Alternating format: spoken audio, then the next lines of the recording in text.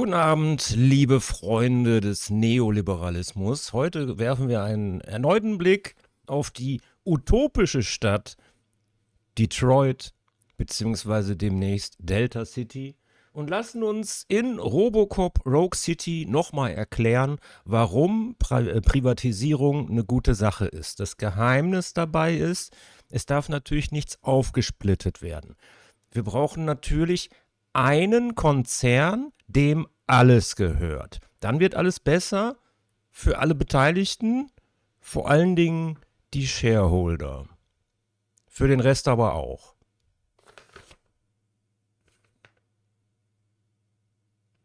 Wahltag in Detroit. Ich bin ein bisschen irritiert.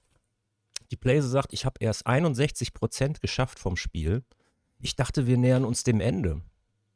61%? Da kommt noch ein bisschen was. Ich bin sehr gespannt. Warum ist Discord auf? Ich bin sehr gespannt. Ich habe keine Ahnung, wie es weitergeht. Ich habe Wort gehalten. Ich habe nicht weitergezockt.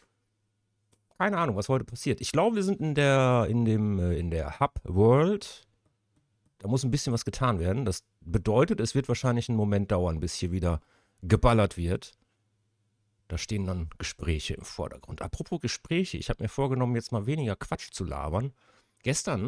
Alter, ich habe gestern wieder so viel Quatsch gelabert. Ich weiß gar nicht, ob ich das hochladen soll. Und wenn, dann nur in einer stark geschnittenen Version. Robocop Rogue City.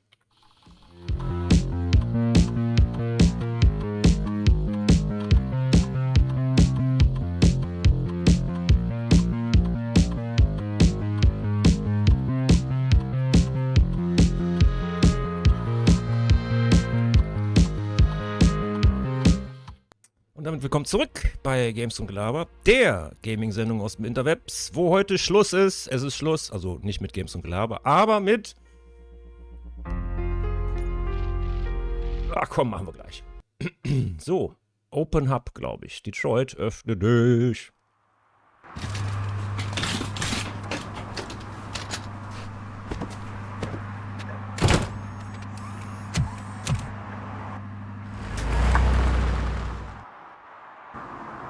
You missed all the fun, Rat. But don't moan. If you stick with us, I guarantee you'll get a taste of police action. I'll wrap this up, Robo. You can head back to the precinct. Nein, ich muss doch Dr. Blanche treffen. Ich gehe jetzt nicht zurück zum Revier. Außerdem gibt es im Hub hier noch ganz viel zu tun. Ich hoffe, er hat sich diesmal gemerkt, was ich schon gemacht habe und was ich nicht gemacht habe. Das wäre nämlich angenehm, wenn ich nicht über die ganze Karte tingeln muss, um bereits erledigte Ziele nochmal zu erledigen. Wie war das? Uphold the law, protect the innocent? Das werden wir heute alles machen. Und natürlich Konzerninteressen durchsetzen. Das steht an erster Stelle. Ich habe noch nicht einmal auf Kampf gelevelt. Beeindruckend. Eigentlich nicht.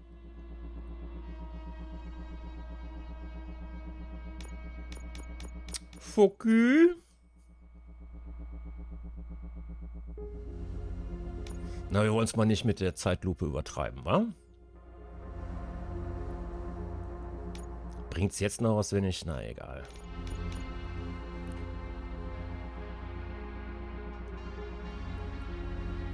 Erst 61% geschafft. Da kommt noch einiges. Komm, ich gehe mal auf Scan läuft.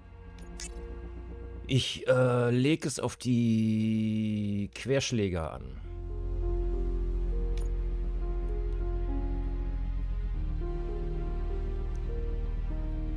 Der heißt nicht Wendell, der heißt Hans Gruber.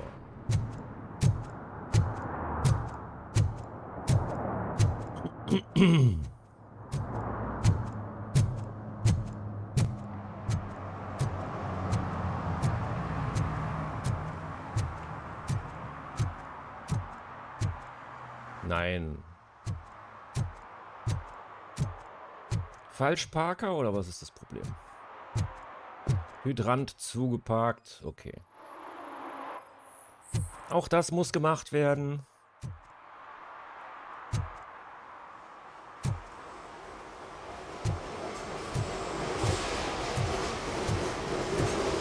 Apropos Listen.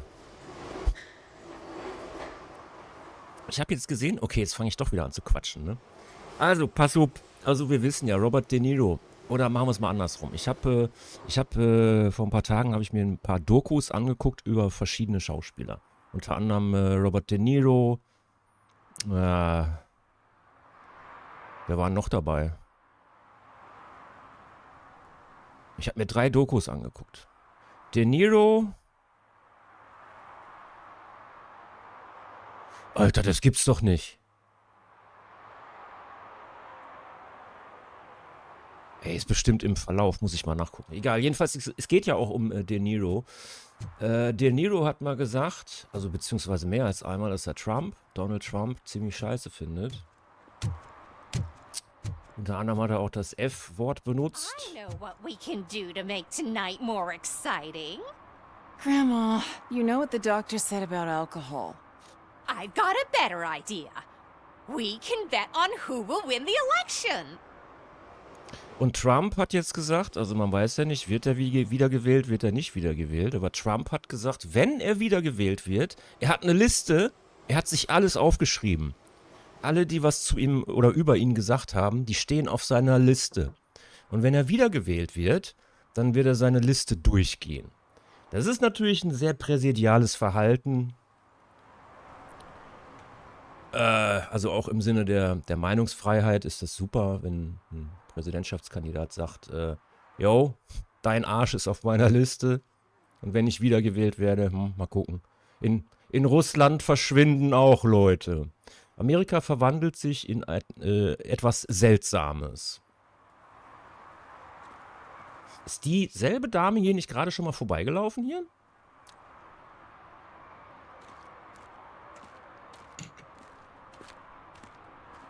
Sollte ich sie verfolgen und gucken, ob die hier im Kreis läuft? Ich weiß, was du vorhast. Nee, die läuft doch hier gar nicht im Kreis. Komm, jetzt mal nicht misstrauisch werden.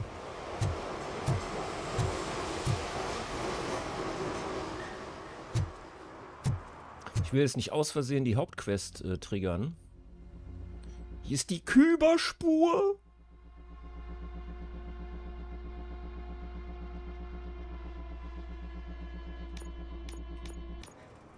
Dann gehen wir doch dahin. Die Küberspur untersuche ich als letztes.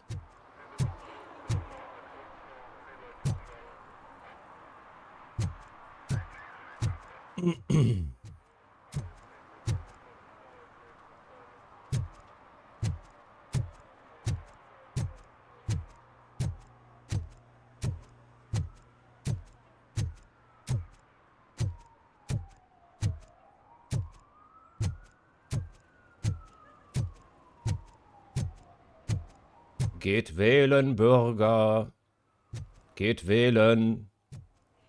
Ihr habt die Wahl zwischen einem Rieseneinlauf und einer Kotstulle. Wählt weise. Jede Stimme zählt. Was ist hier das Vergehen? Falschparker. Hier ist kein Hydrant. Was hat er falsch gemacht? Ah, der verliert Öl, die Drecksau. Die Drecksau. Das können wir natürlich nicht durchgehen lassen. So, was haben wir noch? Geh wählen, Bürger. Geh wählen. Shh, he can hear you. Let him hear. They're fixing it with my tax money, and he's still sticking with that Mills bastard.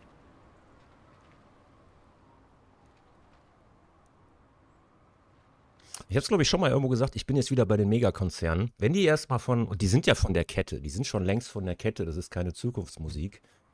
Konzerne werden die ersten sein, die den Weltraum kommerziell nutzen, weil das die einzigen sind, die Kohle haben, Weltraumprogramme in Zukunft noch zu unterhalten. Und wenn die erstmal, sagen wir mal, auf dem Mond oder so, wenn die ersten Konzerne auf dem Mond ihre Basen errichten und die haben dann ihre eigenen Gesetze, die haben ihre eigene Polizei, ihren eigenen Vollzug. Alter Schwede, alles was in dystopischen Science-Fiction-Filmen mal ein interessantes Setting war, steht so kurz davor, Realität zu werden. Eines Tages haben Konzerne ihre eigenen Armeen. Haben sie ja im Prinzip jetzt schon. Auf so eine gewisse Art und Weise, wenn man so interpretieren möchte. Habe ich nicht gesagt, ich möchte weniger Scheiße labern? Wenn ich... Soll ich mir ein Aluhütchen... Ich weiß gar nicht, haben wir Alufolie da? Ich kann mir so ein Aluhütchen machen. Konzerne sind nicht unsere Freunde.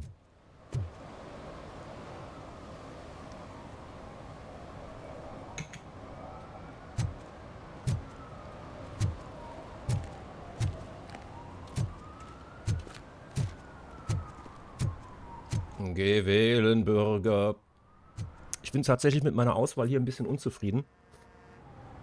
Aus irgendeinem Grund, also ich habe sehr vorsichtig geantwortet, wenn ich mit den jeweiligen Bürgermeisterkandidaten gesprochen habe. Trotzdem denkt das Spiel, ich unterstütze den Typen von OCP. Das stimmt natürlich nicht. Eigentlich unterstütze ich keinen von beiden. Aber das Spiel denkt, durch meine Antworten, die ich gegeben habe, dass ich den OCP-Handlanger da unterstütze. Das stimmt nicht. Das Spiel irrt sich.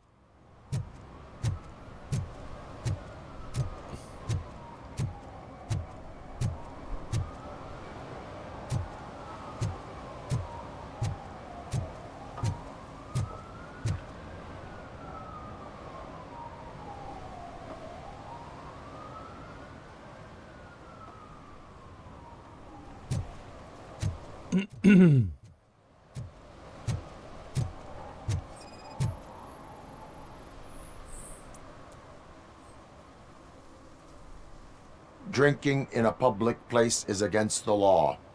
I'm not drinking. I'm drunk already. And I am home.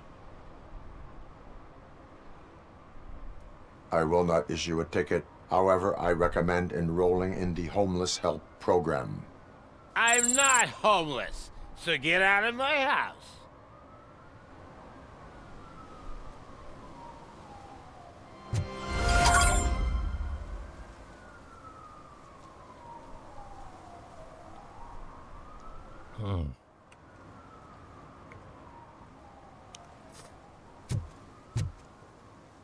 Jetzt ein Fotomodus. Was ist das hier?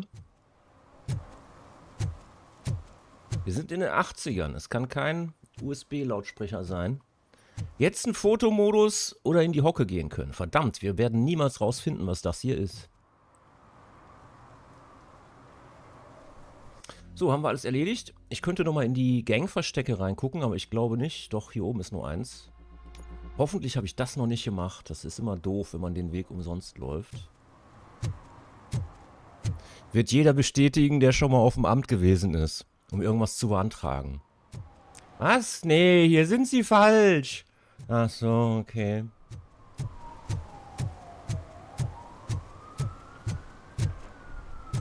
Also scheißegal welches Amt.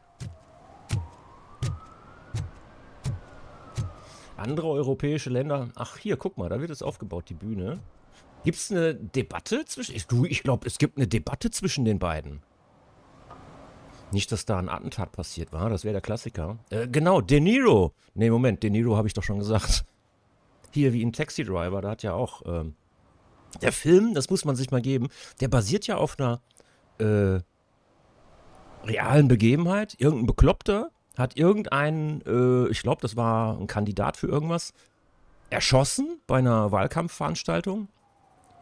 Dann hat Scorsese den Film gemacht, der darauf basiert. Dann hat ein Bekloppter den Film gesehen und hat gesagt, ist doch nicht meine Schuld, ich habe den Film geguckt. Fragen Sie doch den Typen aus dem Film, Travis Bickle, warum der so viele Revolver hatte. Ist doch nicht meine Schuld, ich bin doch Travis Bickle. Der Film ist schuld. Wer ist jetzt schuld? Der Original-Irre oder der Film? Oder der andere Irre? Kunst imitiert das Leben, Leben imitiert die Kunst. Ach, ist kein Thema für heute, ne? Palantine.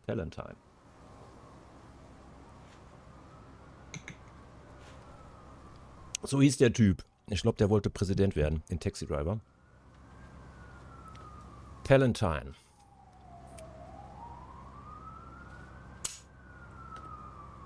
Bekannter von mir rätselt seitdem, ob das Zufall ist Weil der Imperator in Star Wars... Hm? Connect the parts, plug in the wires, then get the money and run. Everything will be fine. Trust me. Okay. But it's the last time I lie about knowing how to do the job. Der Imperator in Star Wars heißt ja Palpatine. Palpatine. Ist es Zufall? Ist es Absicht? Man kann davon ausgehen, dass George Lucas Taxi Driver 1 oder 2 Mal gesehen hat. Davon können wir... Das sieht aber nicht schön aus hier. Sieht das auf dem PC auch so aus?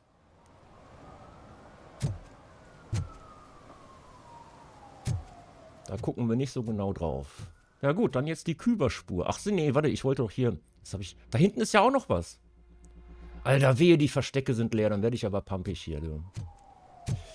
Dann werde ich pumpig und beschimpfe wieder wüst Leute. Damit muss ich auch aufhören. Am Ende sehen das die Leute noch, ne? Alter, dann habe ich... Ach, habe ich aber die Arschkarte, ne?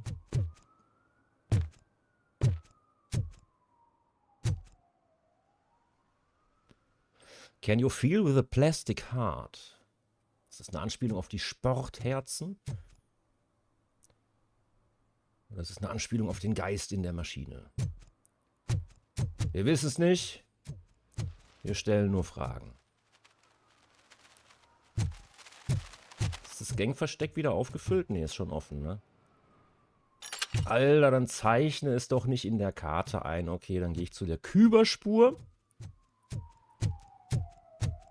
Ja, und ich spreche das absichtlich falsch aus. Ich finde es lustig, Sachen falsch auszusprechen. Ich warte nur darauf, dass irgendwer irgendwann mal auftaucht in den Kommentaren und sagt, das heißt nicht Schnieperriefle. Guck mal, ein kleiner Mensch. Your arguments against voting are baseless. As residents of this city, you have an obligation. Get lost, kiddo. I don't want them to unsuspend my sentence for beating up a snot like you. Der Kleine will die Punker zum Wählen bringen? Bürger, geht bitte nicht wählen. Nein, ich habe nichts gegen Punker. Gibt's überhaupt noch Punker? Doch, klar gibt's noch Punker. Die waren doch neulich erst alle auf Just, oder? Natürlich gibt's noch Punker. Wir wollen euch hier nicht. Okay, dann kommen wir. In großen Mengen.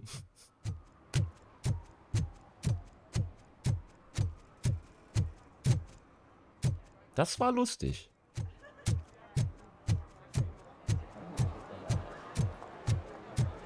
Also nicht so lustig für die Leute auf Jüst, oder wo war das? Sylt? Das war gar nicht Jüst, das war Sylt. Ich erzähl schon wieder Scheiße hier, ne?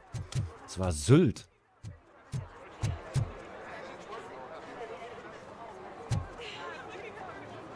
Ich wünschte, ich wäre dabei gewesen. Hätte ich bestimmt das eine oder andere Bierchen abgreifen können. Aber sei es drum, ich hatte kein Deutschland-Ticket. Ohne kommst du nicht nach Sylt. Ich wundere mich, man müsste eigentlich jetzt nochmal da hingehen und gucken, haben die jetzt eine Mauer um Sylt gebaut, damit es nicht nochmal passiert? Also so eine Kuppel. Damit keine Punks mehr rein können. Das wäre auch lustig. Und traurig zu gleichen Teilen.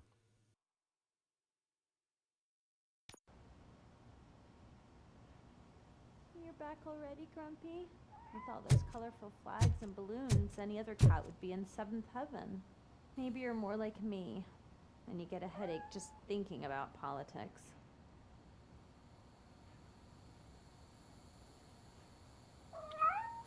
Das ist ja auch das sieht aus, als hätte die Katze eine Brille auf, ne? Das ist ja auch eine interessante Frage.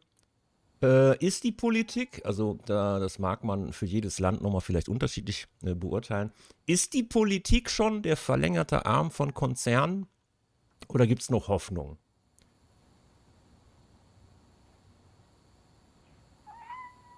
Ich glaube, die einzigen, die sich, nee, das ist uninformierte Scheiße. Oh, eine Kiste Bier! Ist es Bier? Das sind aber kleine Flaschen. Ich glaube, das ist gar kein Bier. Da passen aber viele Flaschen rein, aber es sind kleine Flaschen, ne? Geh wählen, Bürger. You're way too early. The bachelorette party starts at 8. I am here to meet with Olivia Blanche. What room is she in? This is a by-the-hour hotel.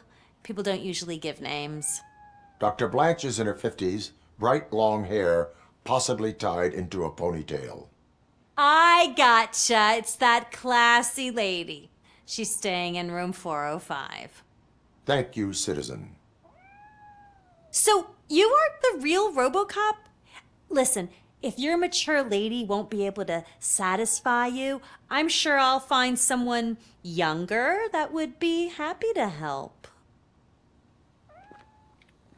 Ich glaube, danke für das Angebot, aber ich glaube, Robocop hat keine Genitalien mehr.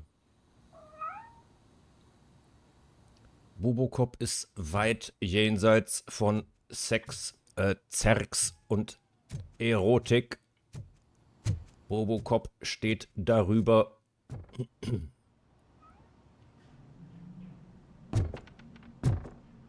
Ich gucke mich mal ein bisschen um. Vielleicht kann ich noch ein Verbrechen aufspüren.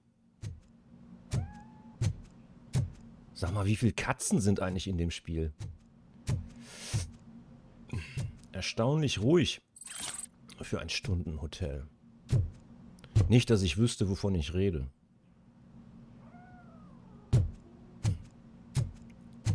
Ah.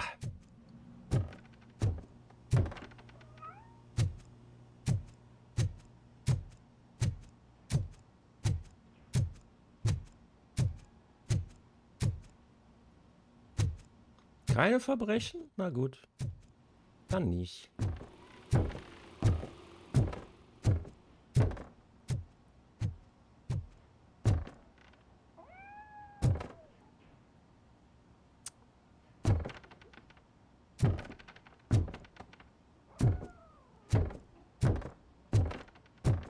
Also Robert De Niro. Ich komme nicht auf die anderen beiden Schauspieler, das ist ja schlimm. Ich habe das doch gestern oder vorgestern erst geguckt. Alter, das kann doch nicht sein, dass ich innerhalb von 2 Tagen so viele Sachen vergesse. De Niro. Oder waren die anderen beiden Regisseure? Komme ich deshalb nicht drauf. Also es war zweimal Martin Scorsese dabei. Das heißt, es muss ein anderer Schauspieler sein, der bei Scorsese schon mal mitgespielt hat. De Niro, Pacino war es nicht. Ray Liotta war es nicht. Joe Pesci war es nicht. Paul Sorvino war es nicht. Alter, das macht mich wahnsinnig. Wieso fällt mir das denn jetzt nicht ein?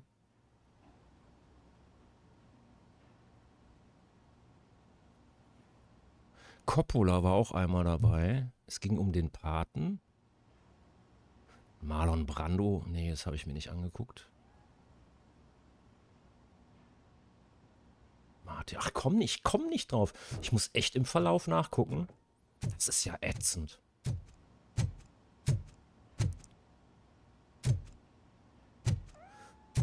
Egal, ist nicht so wichtig.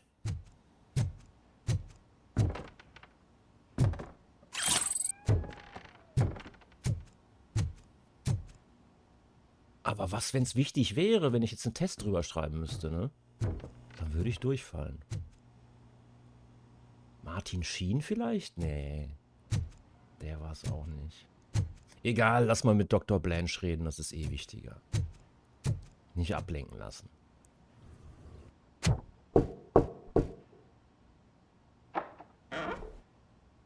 It's you. Thank you for coming over. Do you really think I'm in danger? Not as long as I am here. Tell me what happened again. Someone stole my work computer from the precinct. But the only thing of value are my research notes. Your evaluation especially. Does anyone else know about your research? OCP requested confidentiality, so they're the only ones who know about it. You don't think the old man has anything to do with it, do you? Did you notice anyone suspicious at the crime scene? No. But after a recent hacking attempt, Engineer Morgan fitted my work computer with a tracking device. You could download its last coordinates from my private computer. It's right there on the desk. Maybe this will help you find the culprit. I will find them, and they will pay. Actually, even if those thieves were after my research, they'd be disappointed. I keep most of my notes on paper, including my conclusion. I know the whole process wasn't easy for either of us, but I'm sure you felt there was progress. How do you feel about doing the final session now? I promised to adhere to our working relationship. Thank you. I really appreciate it. You agreed to a non-compulsory evaluation. Does that mean you felt our sessions are helpful?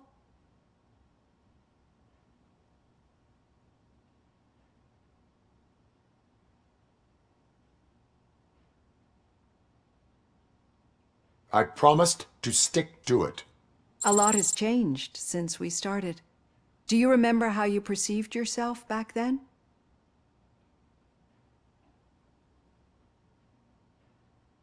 I was struggling to comprehend my own existence. That's not quite right. But since then, did you have a change of heart? How do you consider yourself now?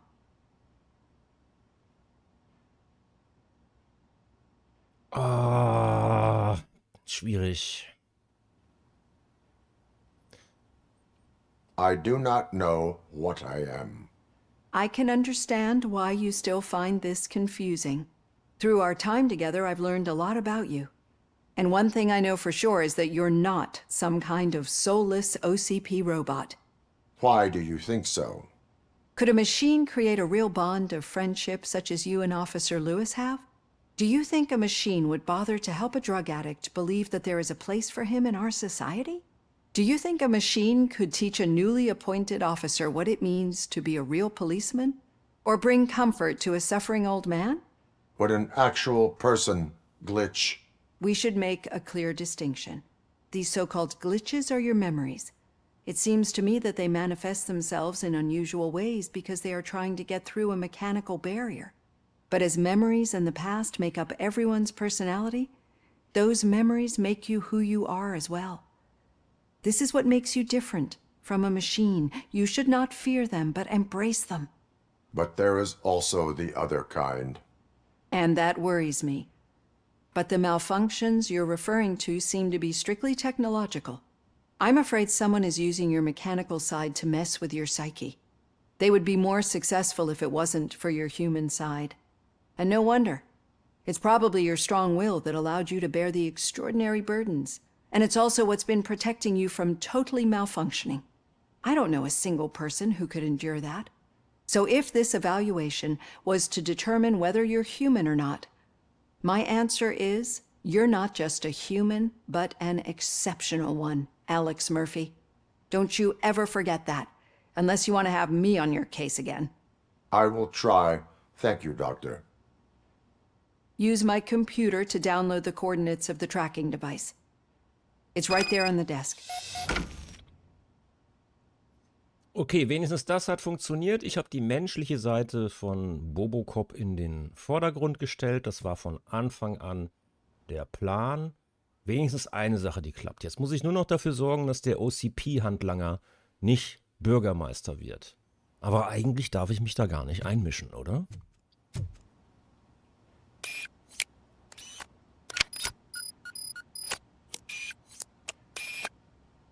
I have the coordinates.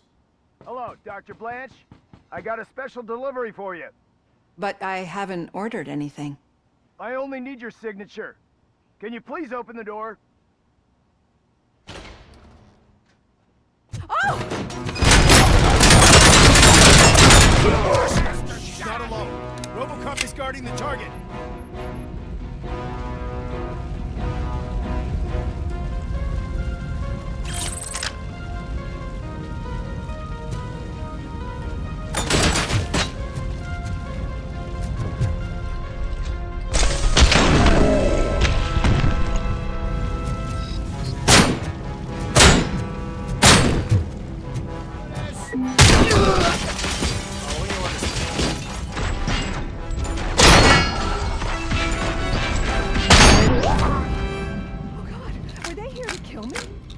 need to move. Lewis, there was an attempt on Dr. Blanche's life. Is she okay? Yes, but she will need an escort. Roger that. I'm on my way. Nee, Dr. Blanche, die waren hier, um ein Paket zu liefern. Nicht die hellste Kerze, ha? Follow me.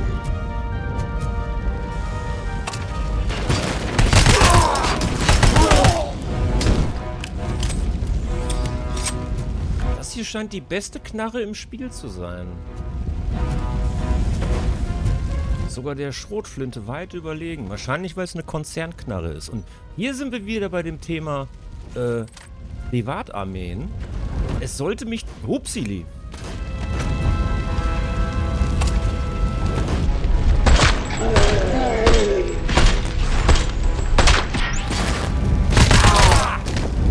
Es sollte mich doch sehr wundern, wenn das hier keine OCP-Schergen sind.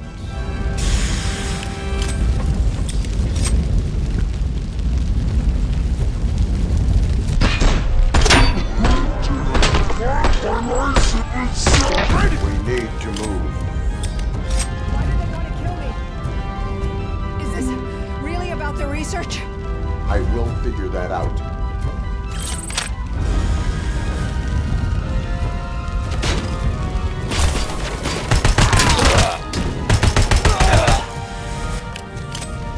Follow me. Can we rest for a moment? No, we should not stop. It's a dead end. We need to look for another way. I will make a way. I don't know how you're thinking of making a way, but you better hurry. This room is getting awfully hot.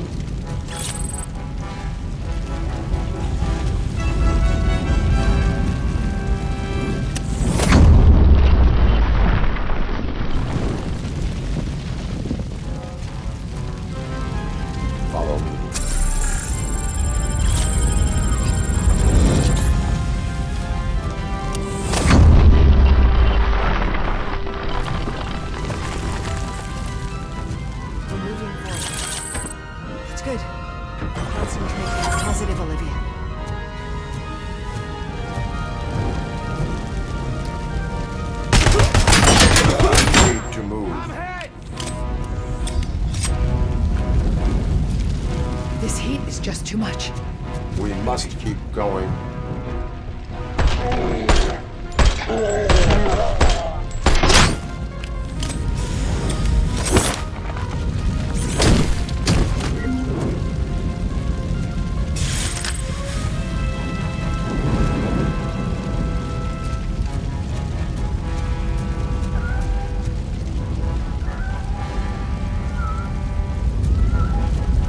Cannot go through. Fire is blocking the way.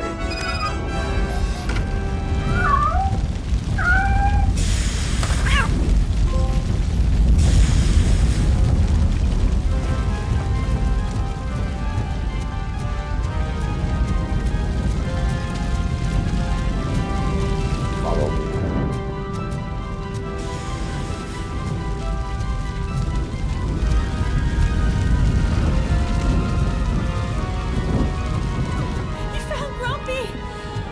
Thank you so much. The sprinklers aren't working. Ja, weil die jemand abgestellt hat.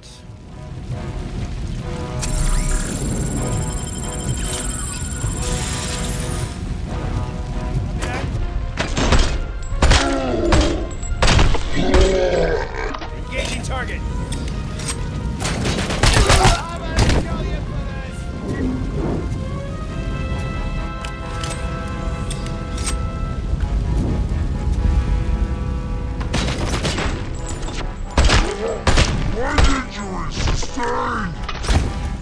Ich bin auch sehr unglücklich, dass ich denen auf die Knie schieße. Oh! Aber die Köpfe sind halt zu gut gepanzert. Das bringt nichts, auf die Köpfe zu schießen. Ich würde auch lieber auf die Köpfe schießen, aber es bringt hier nichts.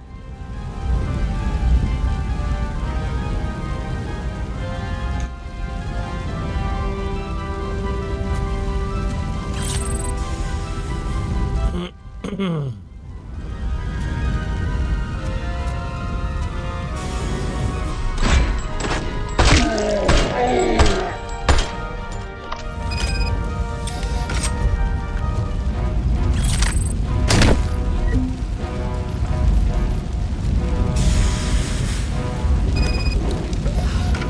fire's dying out. Someone's footsteps upstairs.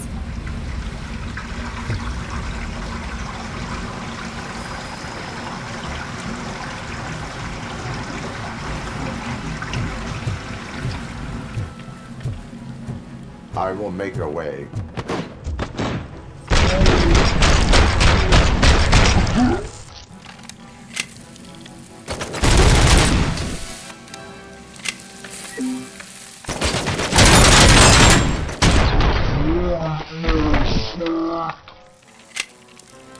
Follow me. Oh, wow. I've seen messes here before, but not quite like this. We've made it. Oh, thank God. But what should we do now? My partner is going to take you to someplace safe. I will find the guilty party using your computer's coordinates.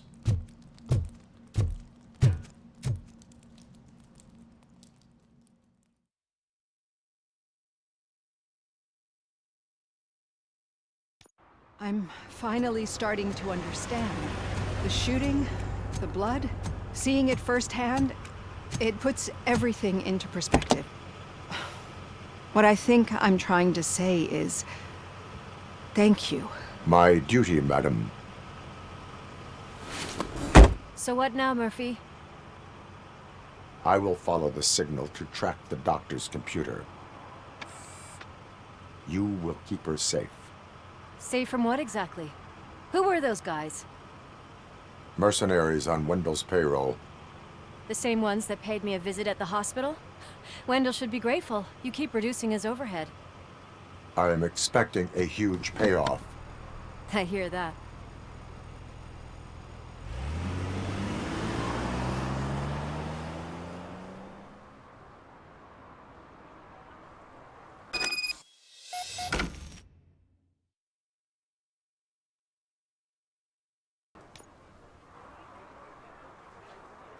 Ich will nicht meckerisch rüberkommen.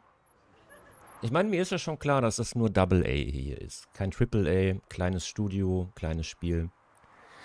Aber mehr als eine Hub-Area wäre geil gewesen. Also in diesem Hub hier war ich jetzt schon so oft. Also sie haben es natürlich clever gemacht. Nach und nach werden hier andere Orte freigeschaltet. Aber es ist trotzdem immer derselbe Hub. Ich glaube, was dem Spiel gut getan hätte, wäre eine zweite Hub-Area. Das ist kein Gemecker, das ist einfach nur mein persönlicher Eindruck. Let's track this signal.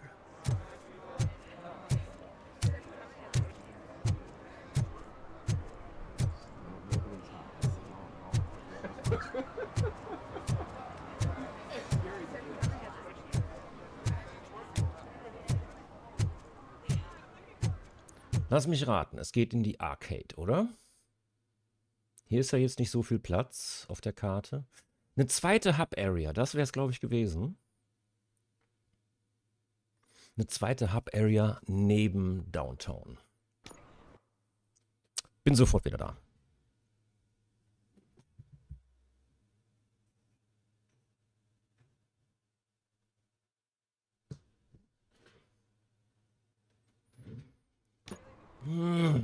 Aber die Arcade ist vernagelt. Die ist zugenagelt. Das kann eigentlich nicht sein.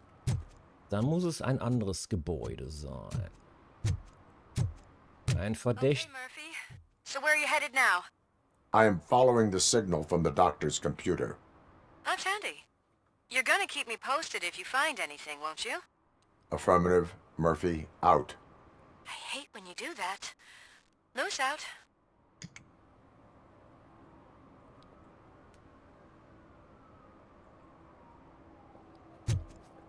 Wir waren noch nicht im Kino. Ich sag, wie es ist. Wie es selber... Ja, wahrscheinlich ist es das Kino. Nee, das Signal wird nicht stärker. Ist es doch die Arcade? Mach mich nicht verrückt, ich will ins Kino. Oder ist es der Supermarkt? Der Supermarkt könnte es auch sein, da waren wir auch noch nicht drin. Es ist der Megastore. Ist es der Megastore auch nicht? Der Megastore ist es auch nicht. Oder ist es der Seiteneingang vom... Komm, jetzt spann mich nicht auf die Folter. So nah dran. Need some rubble? No, but it might be covering something that I am looking for. It will be like searching for a needle in a haystack unless you have some kind of X-ray vision.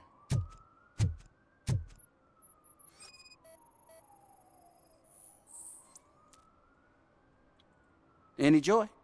I need to see what is underneath. Then you'll have to wait. There'll be a truck to move it in an hour or two. It's not like you can move the whole thing anyway. You're not a finicking train, are you? I am much more than that.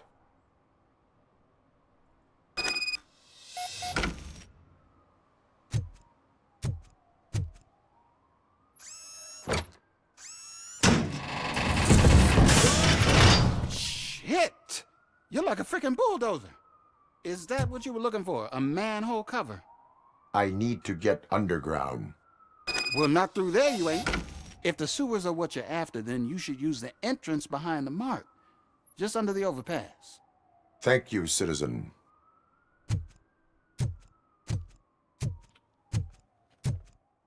Schade. Nicht ins Kino, nicht in den Supermarkt. Na gut, sei es drum, man kann nicht alles haben, ne?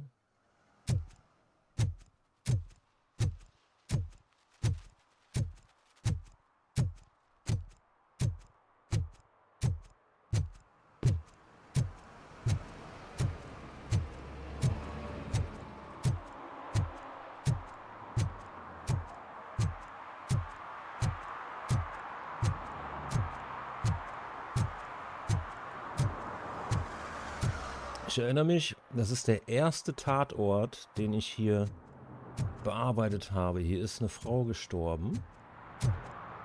Und den Fall habe ich gelöst. Der Schauspieler war es. Badewanne? Hier? Huh. Another respectable citizen on their way to the sewers. Is there a party going on down there? Some of them ain't come back. Let's hope it's not an alien party.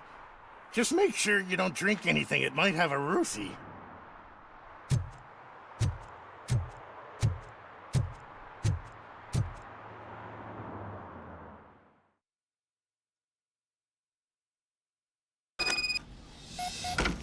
Lewis, tracker coordinates lead me to the sewers. I am entering now. I can't hear you very well. It must be bad signal. I've taken Dr. Blanche to the safe house. Lewis, you are breaking up. Watch your step. This might get dangerous. Make sure to contact me. Back up. Stay safe. Es steht ja auch immer noch die Frage im Raum, warum die Biker Gehirne gesammelt haben. Darauf haben wir immer noch keine Antwort. Vielleicht bekommen wir die heute. Die Antwort.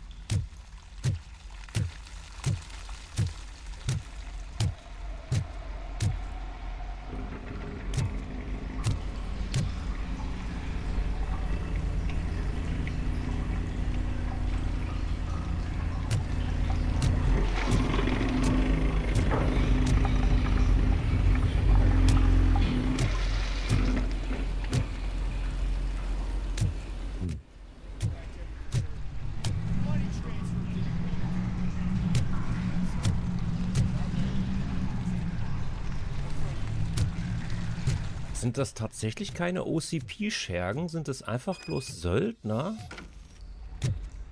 Ich gehe mal kurz gucken. Das sind einfach bloß Söldner? Ich war so sicher, dass das OCP-Schergen waren. Moin.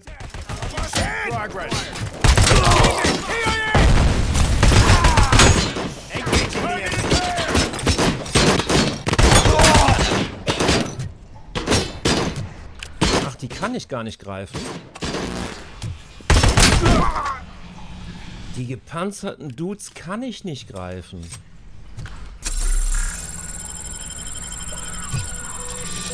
Macht das denn Sinn, dass ich die nicht greifen kann?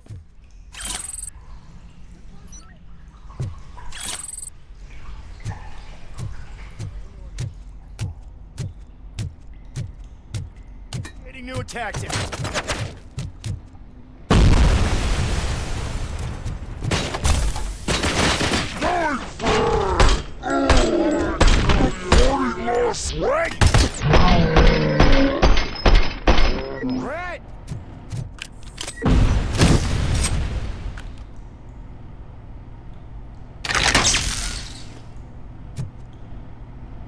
Verstehe, hier hätte ich eh hingemusst. Ich hätte das Schleusentor wahrscheinlich nicht öffnen können, weil kein Strom. Okay, dann habe ich ja im Prinzip alles richtig gemacht.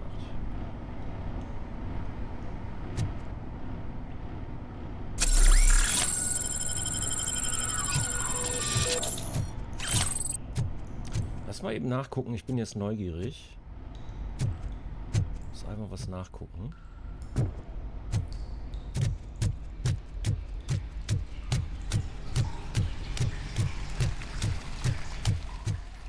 Da muss ich aber woanders nachgucken. Da muss ich hier nachgucken. Einmal kurz was überprüfen. Nee, okay, alles klar. Verstehe. So, was ist jetzt hier drin? Mehr von den Arschlöchern.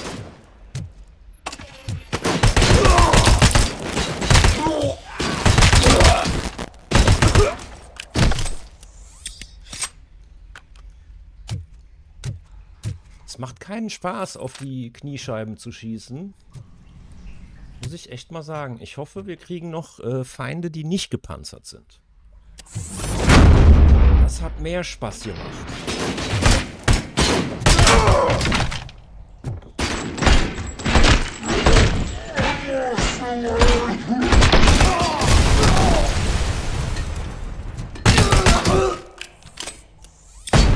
Oh, was? Ach, das war die Gasbuddel, oder wie?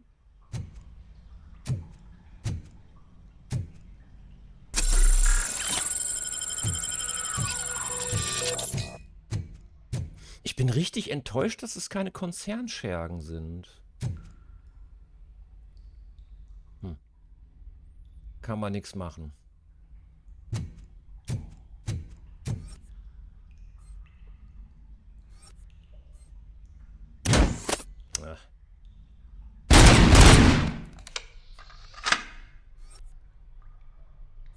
Wieso kann ich denn das nicht scannen hier? Meine Güte. Can't seem to get hold of him.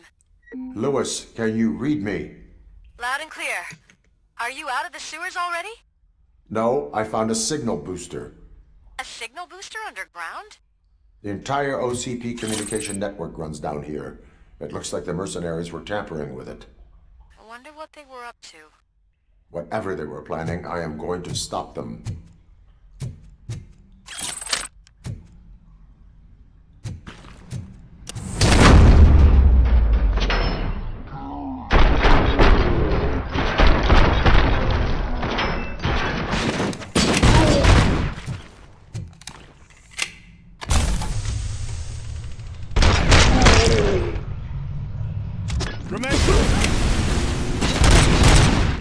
Continuing fire!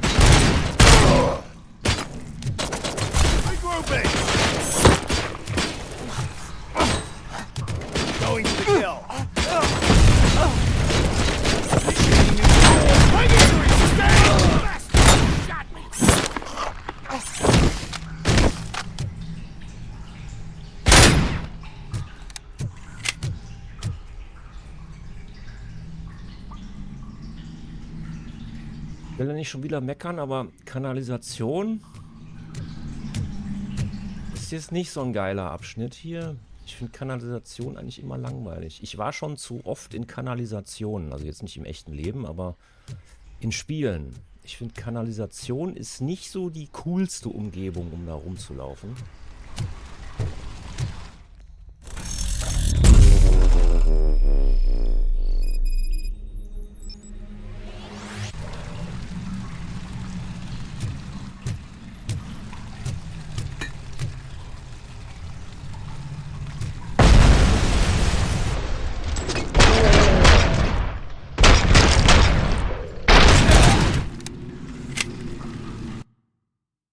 Da muss ich doch glatt mal gucken. Kann ich diese Türme nicht hacken? Gegnerische Türme umprogrammieren. Da brauche ich ja 4 Punkte. Einen habe ich.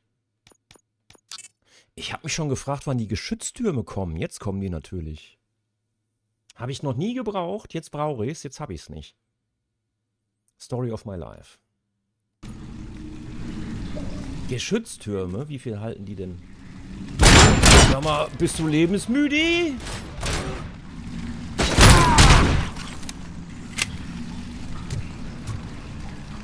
Die halten bestimmt viel aus.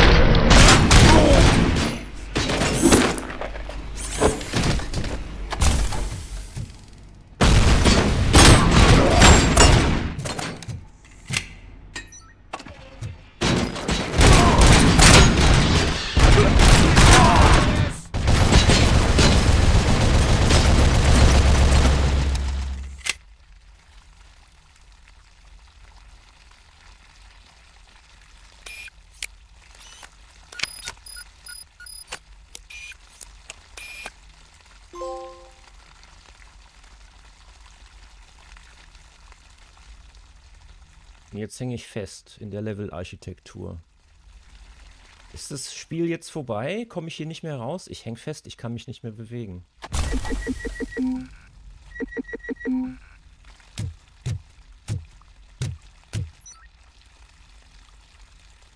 Ich dachte, ich kann die noch nicht hacken. Oder ich kann die nur hacken, wenn so ein Köfferlein da in der Nähe... Ach komm, ich habe doch keine Ahnung. Was? Von wo? Ey, die sind ja richtig scheiße, die Dinger hier.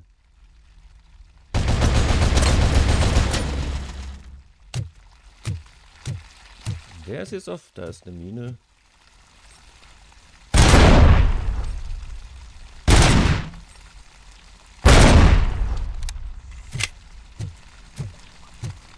Ach, das finde ich aber jetzt nicht so schön hier mit den Geschütztürmen. Habe ich keine Granaten? Warum habe ich keine Granaten? Vielleicht, weil ich Polizist bin, wa? Machen wir das denn jetzt? Der kann sich komplett um sich selber... Ja, der dreht sich komplett einmal um sich selbst.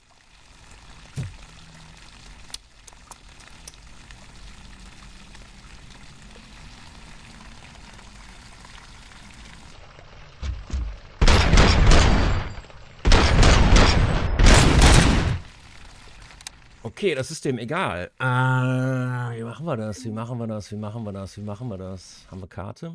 Haben wir. Ja, dann schnell ins Treppenhaus, wa? Kanalisation ist nicht so schön zum Rumlaufen. Ich hoffe, es kommt noch ein spektakulärer Abschnitt irgendwie. Irgendwas richtig Tolles, Bombastisches. Aber ich weiß es nicht. Ich habe ja nicht weitergezockt. Ich weiß nicht, was noch kommt. Wo ist das? Auf der linken Seite? Da, aber die Tür ist zu, ne? Ist das denn? Das muss die richtige Tür sein. Ja, Sprint und Zeitlupe, oder? Und dann Schild. Würde ich mal sagen.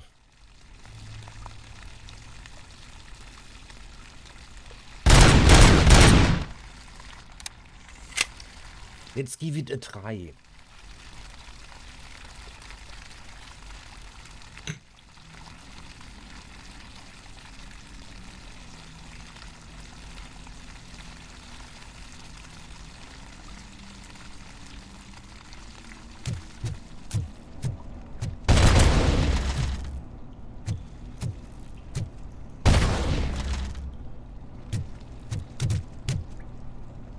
Es wäre ja irgendwie cool, wenn das gehackte Geschütz hier irgendwas machen würde, aber es macht nichts.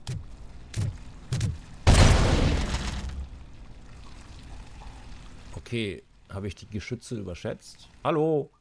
Schieß! Ach, das zählt als Deckung? Kann ich von hier aus...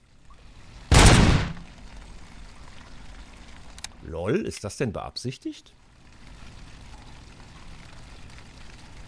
Kann ich die überhaupt kaputt machen?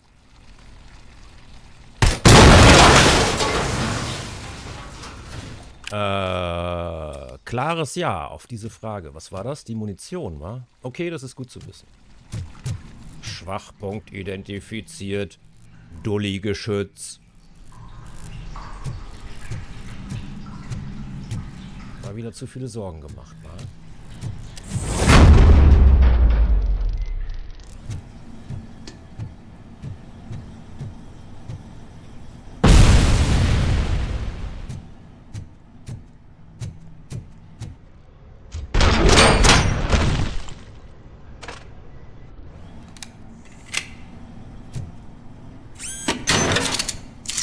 Jetzt mal ehrlich, wie konnte der denn wissen, dass ich komme?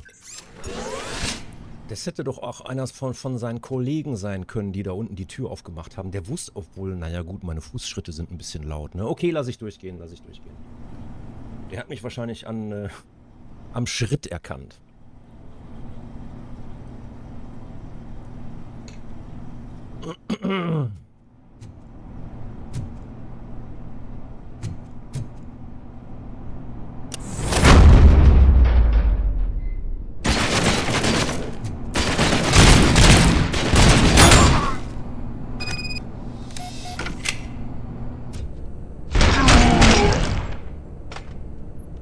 Da habe ich gar nicht hingeschossen. Der simuliert. Da habe ich nicht hin... Oh.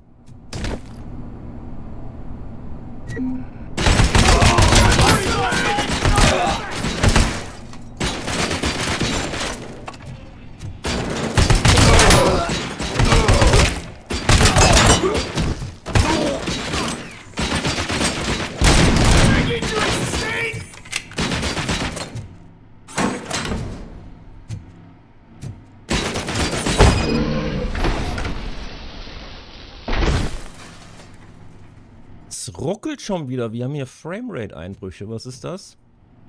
Whisky. Der Whisky heißt einfach Whisky. Hm. Oh, ein Arm.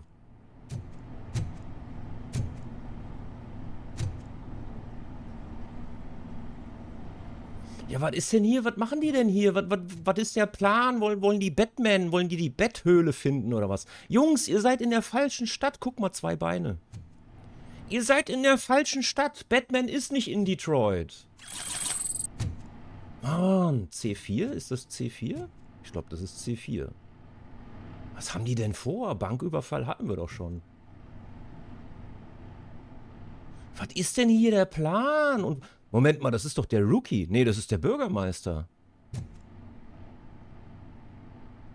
Habe ich es gesagt oder was? Die wollen den Bürgermeister ermorden. Oder einen von den Kandidaten.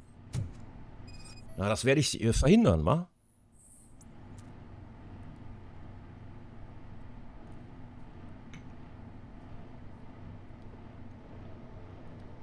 Das werden wir ja wohl verhindern.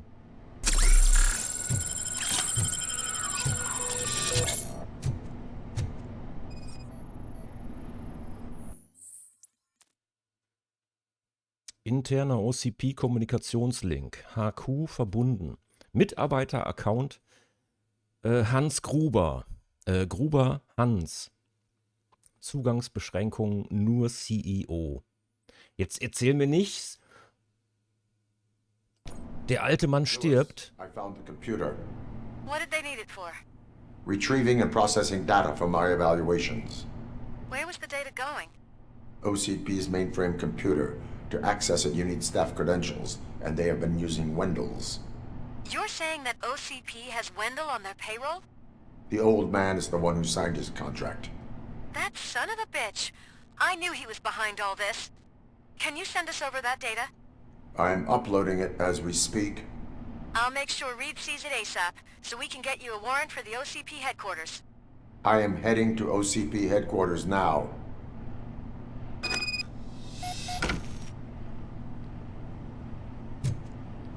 Alter Schwede, der alte Konzernchef, wer hätte das gedacht, der hat so auf rührselig gemacht und ich bin in dem Viertel aufgewachsen. Ich will nur gut für Detroit. He played me like a damn fiddle.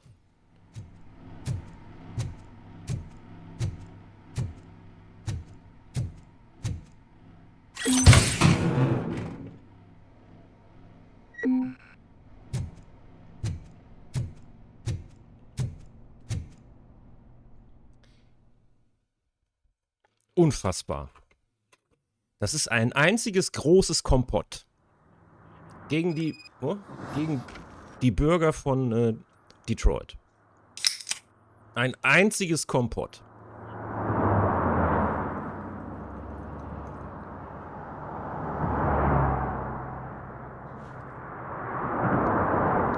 Da bleibt es dann mir überlassen, herauszufinden, ist es ein Apfelkompott oder ein Kirschkompott. Oder möglicherweise Schlimmeres, irgendwas mit Marzipan drin.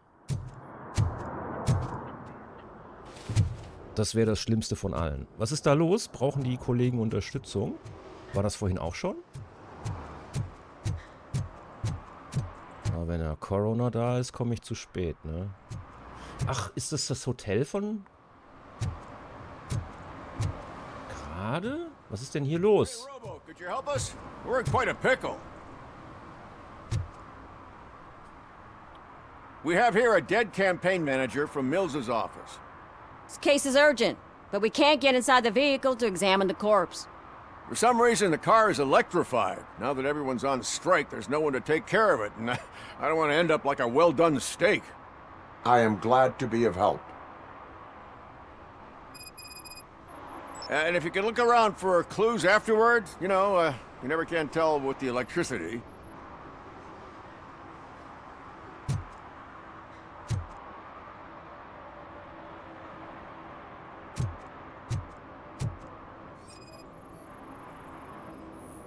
Bulbs are burnt out. Something must have caused a short circuit.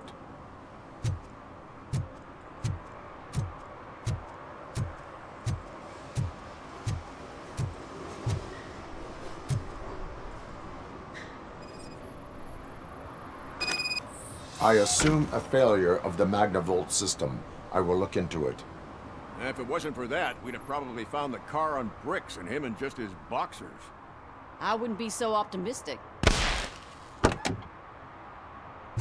Magnavolt is deactivated. It is now safe to investigate the car. Great, but if you could take a look inside, just in case. Gladly.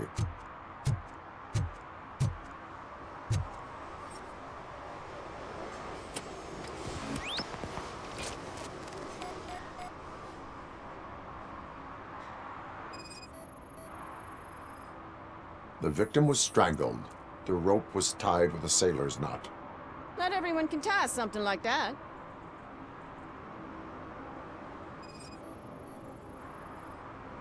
There is an earring on the front seat. Could be helpful if we find out who it belongs to.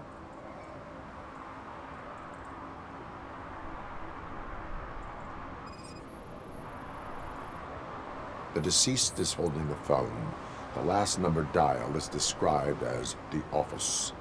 Was he calling his own office during the murder? The phone, the Certainly earring, and a worth checking. sailor's knot. That's something to go on. And the place itself is interesting. Less than 100 yards from the victim's office. I wonder why he stopped here. I will go to the office to see if the victim left a message. It's near the cinema on the 3rd floor. We need to finish here before we can join you. Were there any witnesses? There's that homeless guy across the street. He warned us about the current. He probably tried to steal something from the car. But it's hard to get anything out of him. His hand is fried, but he says he doesn't want an ambulance. Says he can't afford it. Why would OCP get involved in this case? Not following politics, huh? The guy was Mills' campaign manager. OCP will do anything to get Mills elected. Yeah, if everyone hadn't been on strike, they would have brought the whole station down here. Why did you not join the strike? I owe Reed a favor. And you're too close to retirement to risk it. But there's nothing keeping you here, Officer O'Neill, apart from making my life less bearable. Well, somebody's gotta watch your clumsy ass. I will let you know if I find anything in that office. We'll meet you there, and maybe we'll grab a burger on the way. Not on my watch. Hey, I thought we were partners. Keine Burger, nur Donuts. Das nimmt jetzt ein bisschen Tempo raus, aber ich mach's trotzdem. Ja, Videothek hat geschlossen, war zu erwarten.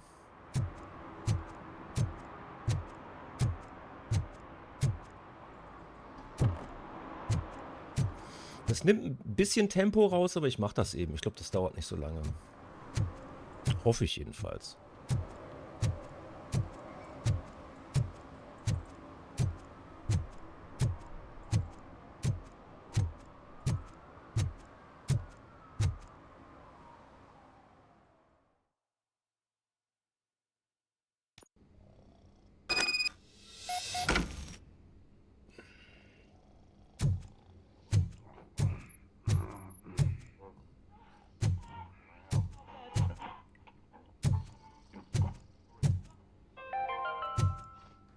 Long-awaited execution of the war criminal Ernesto de la Diego ended in failure when his military supporters, Red Rat, staged a bloody protest.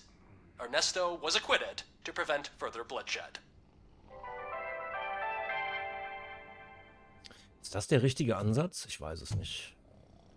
Ich kann das nicht beurteilen. Oh, come on, please. Damn lock.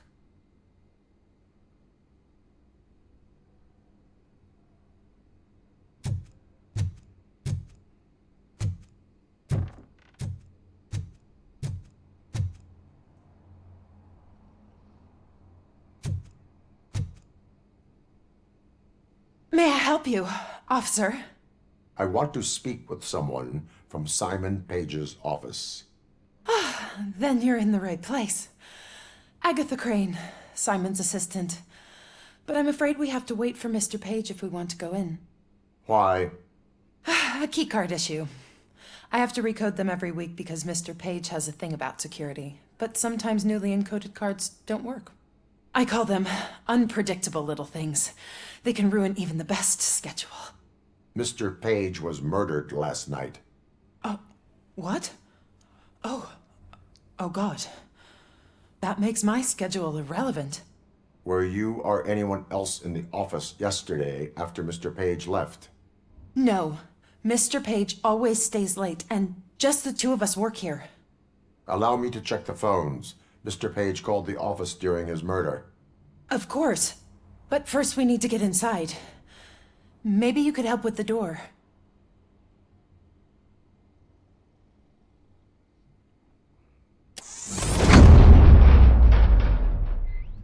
Follow me.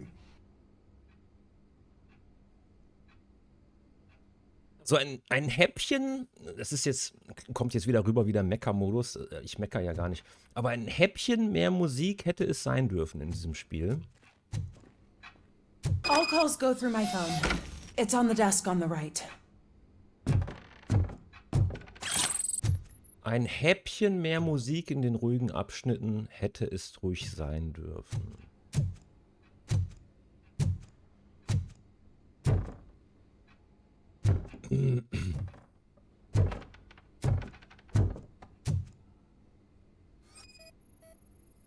Things to throw away.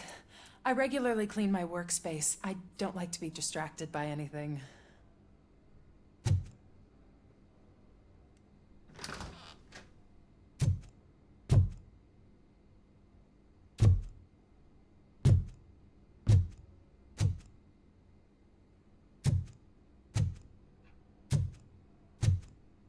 You have no new messages.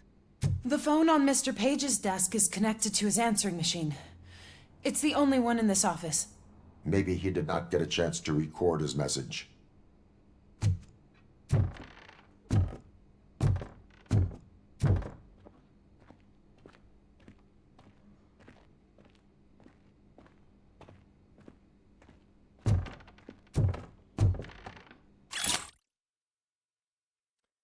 Stichpunkte für Mills Rede.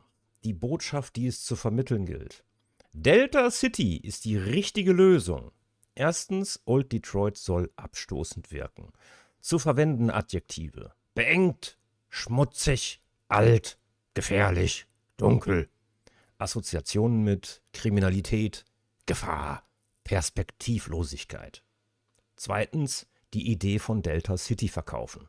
Zu verwendende Adjektive sicher, geschützt, sauber, hell, Christian Lindner, Assoziationen mit besseres Leben, gute Zukunft, Hoffnung auf mehr, Privatisierung, Neoliberalismus. Drittens, Mills mit Punkt 2 und Krusek mit Punkt 1 in Verbindung bringen.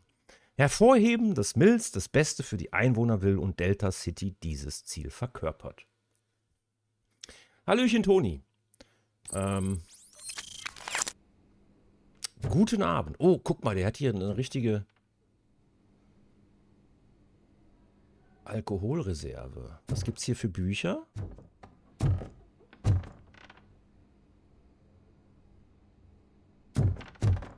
Die Bibel. Zweimal Bibel, dreimal Bibel, 4 Bibel, 5 Bibel. Warum hat der Typ 5 Bibel? 1, 2, 3, 4, 5 Bibel. Ich glaube, der Typ ist ein Aufschneider. Eine Analyse? Okay, alles klar. Der Typ hier, der darf nicht gewinnen. Der hat ein Bild von sich selber im Büro hängen. Das ist immer ein schlechtes Zeichen, wenn Leute Bilder von sich selbst aufhängen. Organ selling and other ideas for making money? The books were bought for show. Visitors don't look too closely, and making an impression is all that matters. Mr. Page's words. Ja, dann ist Mr. Page aber leider ein Idiot, weil, also ich gucke mir schon an, was für Bücher in einem Regal stehen. Ich bin nicht automatisch beeindruckt, wenn irgendwo Bücher rumstehen. Ich gucke dann erstmal, was für Bücher sind denn das? Der kann sich ja auch 30 Mal hier Dianetik ins Regal stellen. Das macht ihn ja auch nicht schlauer. Deshalb sind das so viele Doppelte. Er glaubt, die Leute glauben, er wäre schlau. Na egal. Did Mr. Page like to sail? It was one of his hobbies. I don't know who he sailed with, though. He kept me out of his private life.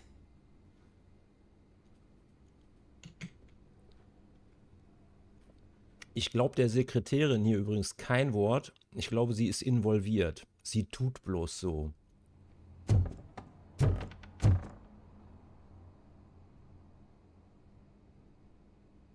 Den habe ich doch festgenommen. Das ist ein Mörder. VHS-Kassetten, aber man kann nicht lesen, was drauf ist.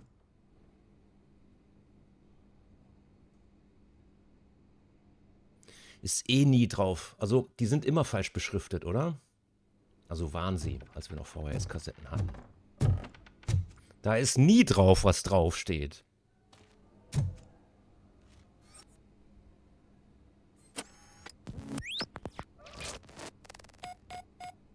Mhm. Mr. Page's computer. I don't have access to it.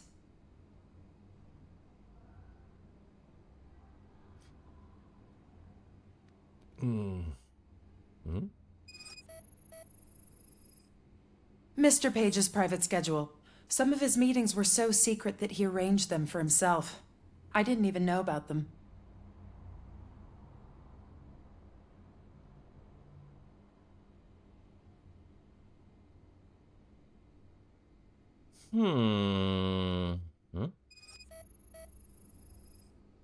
Receipts for gifts that Mr. Page gave during business meetings.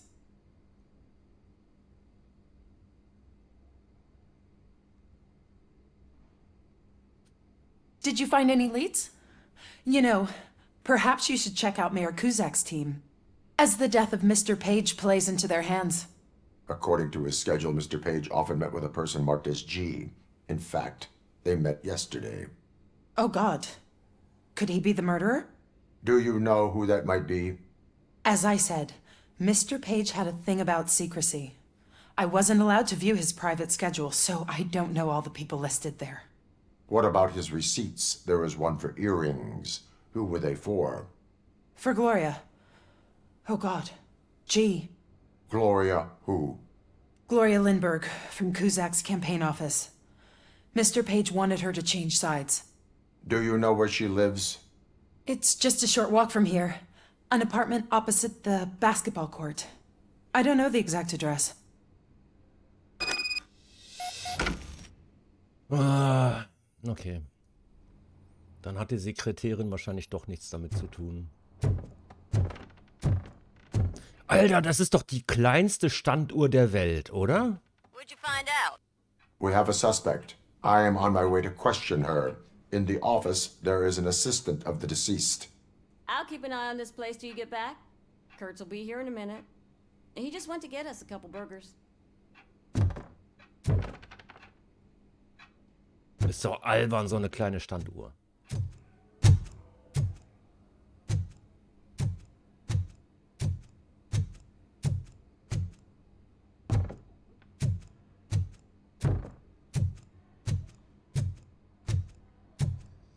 Zum Glück haben die hier Videoüberwachung, denn der Concierge pennt.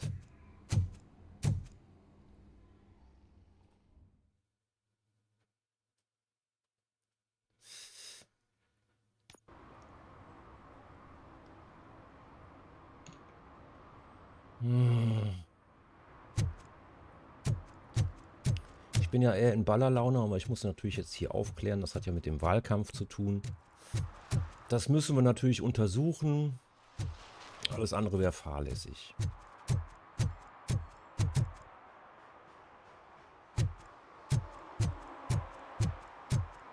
Lindbergh. What a surprise. Not everyone in the city would return a wallet. I'd be letting my father down if I didn't, sir. Your father must be proud of you. Das ist doch derselbe Junge, der vorhin die Punker überreden wollte, dass die wählen gehen. Was hat der denn für eine Mission? Wird das vielleicht der Batman von Detroit? Man weiß es nicht. Was machst du, Kollege? Nix.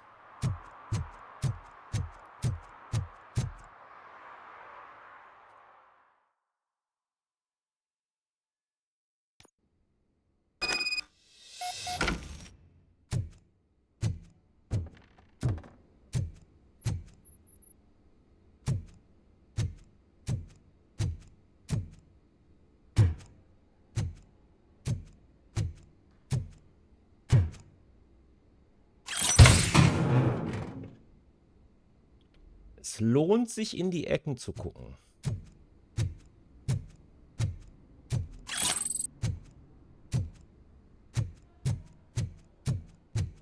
Wann darf ich denn wieder ballern? Mein Abzugsfinger ist irgendwie locker.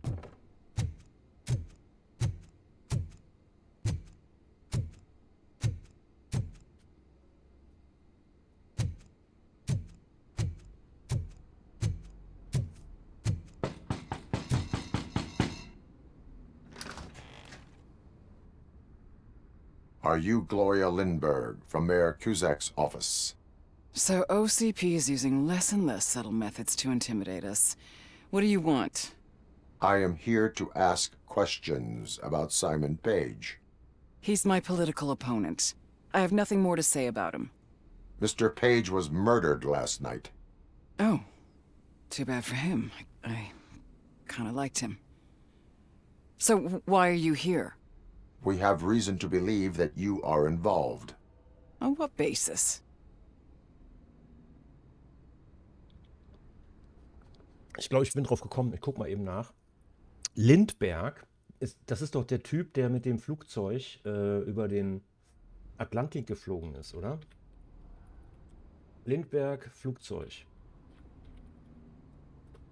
1927. Ja gut, der heißt natürlich ein bisschen anders. Charles Lindbergh. Was hat er gemacht? Der ist über den Atlantik geflogen, ne? In einer Apfelsinenkiste.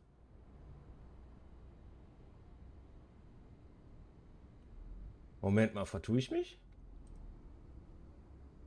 Lindbergh. Detroit, Michigan, ja. Alleinüberquerung des Atlantiks, Non-Stop-Flug von New York nach Paris und der hat die ganze Zeit in eine Flasche reingepinkelt. In so eine PET-Flasche von Aldi. Was? Ach du Scheiße. Schnell zumachen, schnell zumachen, schnell zumachen. Alter Schwede. Je mehr man über Lindbergh liest, desto unsympathischer wird er. Bitte nicht nachgucken. Evidence suggests that you had a relationship with him. Evidence fabricated by OCP? Did you or did you not meet yesterday? I was supposed to, for business. But Simon called my office and canceled the meeting. The investigation demands that I search your apartment. If OCP wants to frame me, you probably won't back off anyway, so come on in. Aber da kannst du mal sehen, Lindbergh, perfektes Beispiel. Yesterday's Hero ist Tomorrow's Villain. Jetzt habe ich nicht zuge... Lady in Red. Darf ich jetzt die Wohnung durchsuchen? Ich habe jetzt nicht zuge... Ach gut, ich gucke einfach mal. Was ist das? I wondered if there was a man hiding under that shiny armor.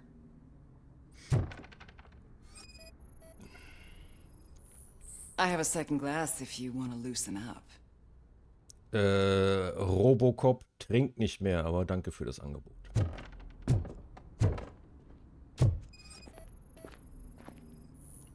Is this a gift from Mr. Page?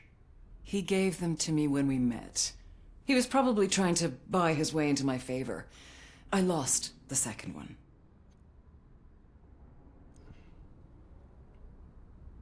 Alter. Der ist ja richtig scheiße platziert hier, der Lokus. Na egal. Ich wohne ja hier nicht.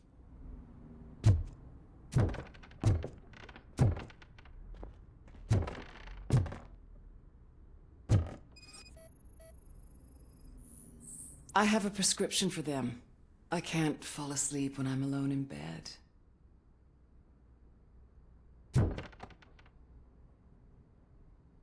Powerful Body. Ich muss immer gucken, was für Bücher da stehen. The Fountain Head. Powerful Body. Sie hat auch zweimal dasselbe Buch. Ich gehe jede Wette ein, wenn man bei Wolfgang M. Schmidt, der sitzt ja auch immer vor seinem Bücherregal, wenn man da mal dran dürfte, an das Bücherregal, ich gehe jede Wette ein. Das sind lauter unbedruckte Seiten. Der tut nur so, als würde er irgendwas vorlesen. Das sind alles unbedruckte Seiten. Q6 Rede. Ach du Scheiße, die ist ja noch länger. Unser Leitbild rettet die Viertel. Erstens, was bedeutet Nachbarschaft im Viertel? Emotionen, die hervorgerufen werden sollten. Nostalgie, Solidarität, Heimeligkeit. Geschichte aus dem wahren Leben. Erinnerungen an den Geruch von frischem Brot aus der örtlichen Bäckerei. Nachbarschaftshilfe und Kinder, die sorglos auf der Straße spielen. Alter, der Typ ist ja noch manipulativer als der andere Typ. Zweitens, OCP zerstört Nachbarschaften. Emotionen, die hervorgerufen werden sollten. Angst, Wut, das Gefühl von Ungerechtigkeit. Geschichten aus dem wahren Leben. OCP lässt Kriminelle gewähren und ruiniert Gebäude, damit sie an Wert verlieren. Wie meins. Ganz uneigennützig. Drittens, nur Kusek kann das Viertel retten. Emotionen, die hervorgerufen werden sollten. Stolz, Wunsch nach Vergeltung. Wir holen uns unsere Viertel zurück. Anmerkung: Man muss dafür sorgen, dass... Keine Ahnung, kann ich nicht lesen. Da ist das UI jetzt drüber. Kugelsicher? Nicht aus dem Stegreif sprechen. Jedenfalls, das wollen wir mal festhalten. Beide Kandidaten sind höchst manipulativ. Wer hätte das gedacht? Ich glaube, das Bild sollte ich nicht zu lange angucken. Ich habe das jetzt zu spät gesehen. Alter, was hast du hier für Bilder hängen? Da sollte ich auch nicht zu lange drauf gucken. Ich bin Profi, ich guck da nicht drauf. I lead a busy social life. It's not a crime, is it, officer? Langsam ergibt sich ein Muster. Was haben wir hier für Bücher? Kann ich nicht lesen.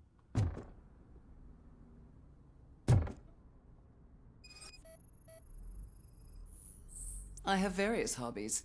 Sailing is one of the more innocent ones. Ja, das habe ich mir schon gedacht, wenn hier Ketten von deinem Schlafzimmer runterhängen, dass Segeln nicht das aufregendste Hobby ist, das du... Alter Schwede, es wird immer wilder. Können wir das irgendwie...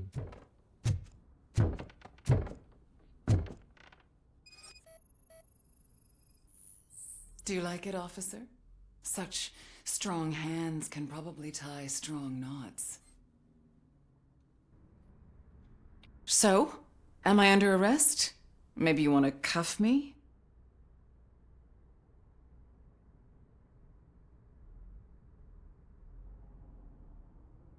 Negative. First, I would need to charge you. According to Mr. Page's schedule, you met often. Too often for business meetings. That doesn't make me a murderer.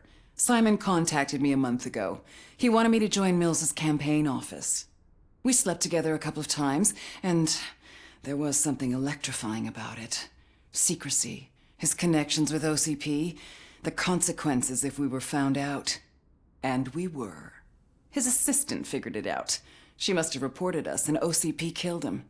They were afraid he might give me Mills's campaign details. You claimed that Agatha Crane knew about your affair. Not only knew, but she blackmailed Simon. She's ambitious. She wanted to get a promotion out of it, but Simon fired her. When was Agatha fired? Maybe a week ago? You should talk to her, not me. I intend to do that. Please stay at our disposal. Missing you already. So, was soll ich jetzt sagen? Der erste Eindruck war mal wieder der richtige. Ich habe da von Anfang an, was habe ich von Anfang an gesagt? Die Sekretärin ist verdächtig. Wahrscheinlich, warum wohnten die in so einer abgeranzten, na egal. Was? Officer Neal, come in. Is the victim's assistant still with you? O'Neill here. We have a problem locating her, but I can assure you she didn't leave the office. You'll see what I mean when you get here. On my way. Keep Ms. Crane there and be careful. She is our prime suspect. Understood. Okay, lass mich raten, die hat auch einen geheimen Pornokeller, ne? Wahrscheinlich hat der Typ mit beiden rumgemacht.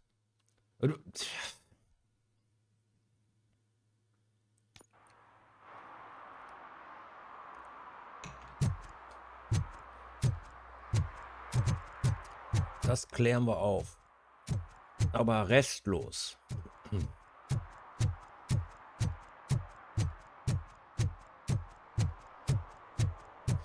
Die Laufwege sind hier nicht ganz so geil. Da wäre es wirklich interessanter, muss ich nochmal sagen, wenn sie einen zweiten Hub aufgemacht hätten. Aber haben sie nicht.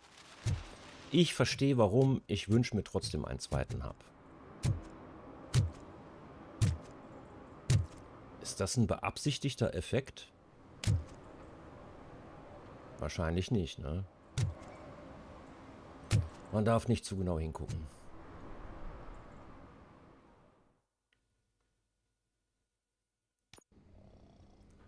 Der ist immer noch am Pennen.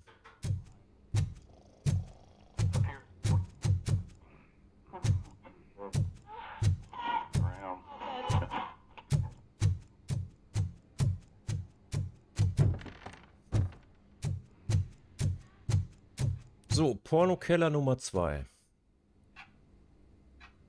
Where is Agatha? A very good question. When you left, I came inside to take her statement, but there was no one here. Kurt showed up soon after. We've been looking for the lady ever since, but she's vanished into thin air. She couldn't have left the office without us seeing her, though. We must find her. New evidence suggests that she is the murderer. Once again, let's just check every corner. What I told in the first place. How do we know that the missing lady is the one who did this? She had a motive. She threatened to reveal Paige's affair to get a promotion. He fired her instead.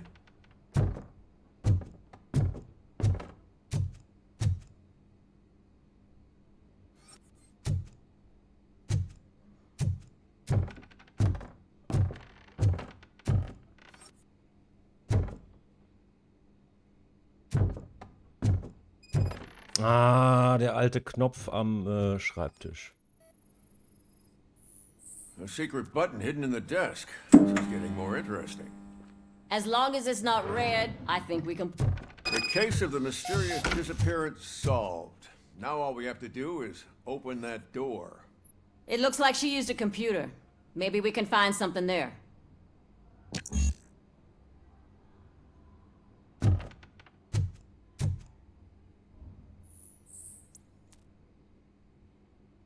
A message here says there is a panic room in this office. There is also an access code. Panic room, Magnavolt. This Page guy didn't like to let anyone in. At least the hide-and-seek game is over. Wollen wir wetten, dass in diesem Panikraum auch wieder Ketten von der Decke hängen und irgendwelche komischen Lederaccessoires? Open sesame! Oh, sure. Keep reminding me of the delicious sesame-sprinkled burger buns we haven't eaten yet. Just delete already! That's the problem, Simon. I can't forget. Agatha Crane, you are under arrest for the murder of Simon Page. It was just removing an obstacle. You have the right to remain silent. I had the right to do it. He didn't even realize that by blackmailing him, I proved that I'll do anything for the job. What else would you want from a political strategist? You have the right to an attorney. This is my attorney. I wasn't born to end up in jail. I was born for great things, and only I decide my fate. You committed a crime. You should suffer the consequence. We'll see. Unpredictable little things. Again, it's frustrating when they ruin even the best schedule. Everything will go according to plan for the next several decades. Okay, lady, show's over. You're coming with us. I hope they throw away the key. Because of your cold-blooded murder, I'll have to reheat my burgers.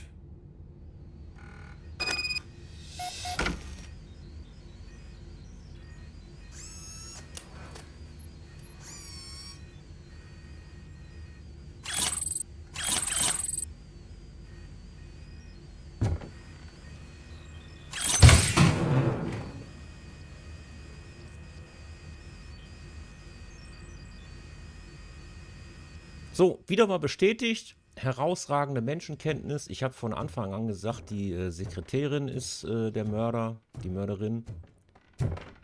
Wieder einmal lag ich richtig. Es wird langsam langweilig, wenn ich immer richtig liege. Können wir jetzt ein bisschen ballern? Ich möchte ein bisschen ballern.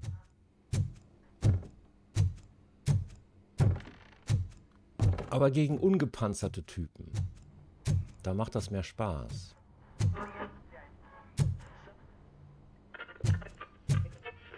Nicht dein Ernst.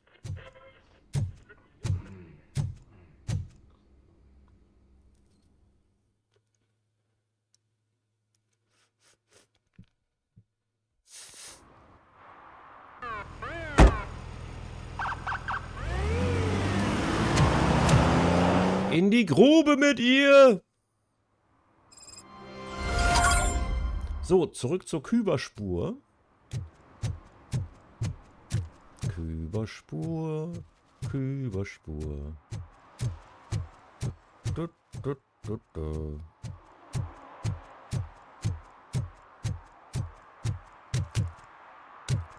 Was ist hier los?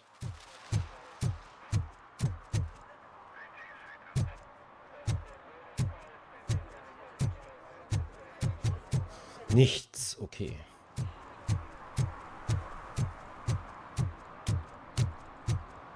Guck mal, die wollen bloß Bier kaufen, kommen aber nicht rein in die Tankstelle.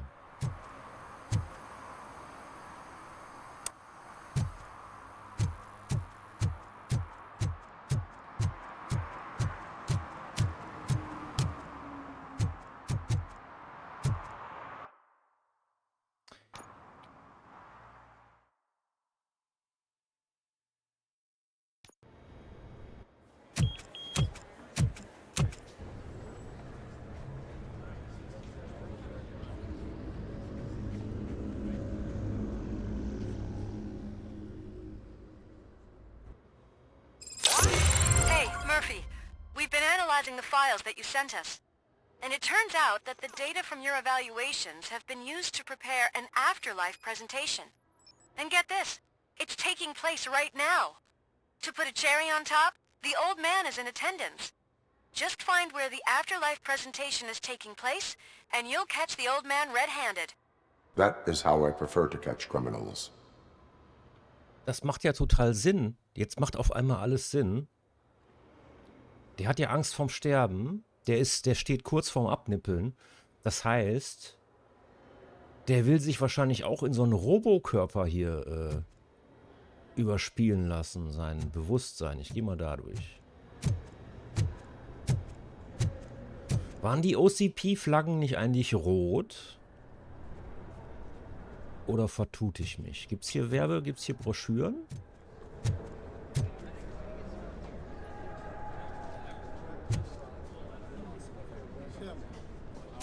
Das ist so ein FDP-Katalog hier, ne?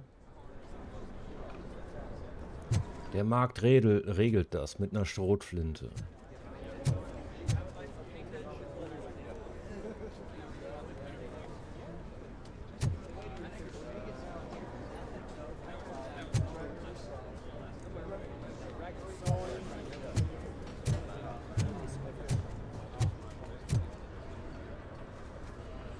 Guck mal, hier sind die globalen Pläne.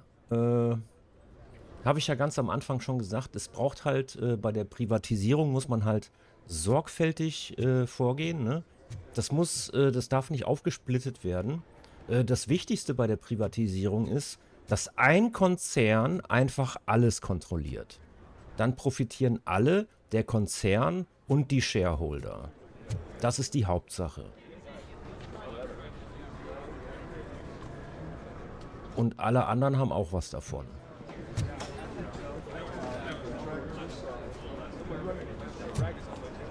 So, aber jetzt, das riecht nach Finale, oder? OCP, Hauptquartier, das riecht nach Finale. Ist es Kaffee aus der Dose oder ist es ein Bier?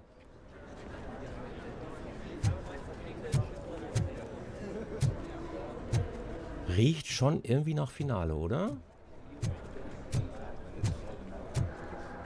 I think I know how to solve the jumper problem we're having. Psychological support? Nets.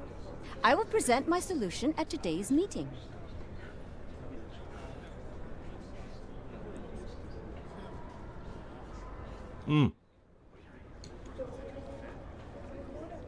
Auch interessant. Auch wieder vorweggenommen. Gibt es ja tatsächlich. Es gibt ja dieses Useless Jobs Phänomen, wo Leute dann feststellen, Scheiße, der Beruf, in dem ich arbeite, ist völlig nutzlos und ich profitiere auf Kosten der Gesellschaft. Das macht manche Leute, nicht viele, aber manche Leute macht das so fertig, dass sie halt dann beschließen, okay, ich springe aus dem Fenster. Ich beende jetzt mein Leben oder kremple es massivst um.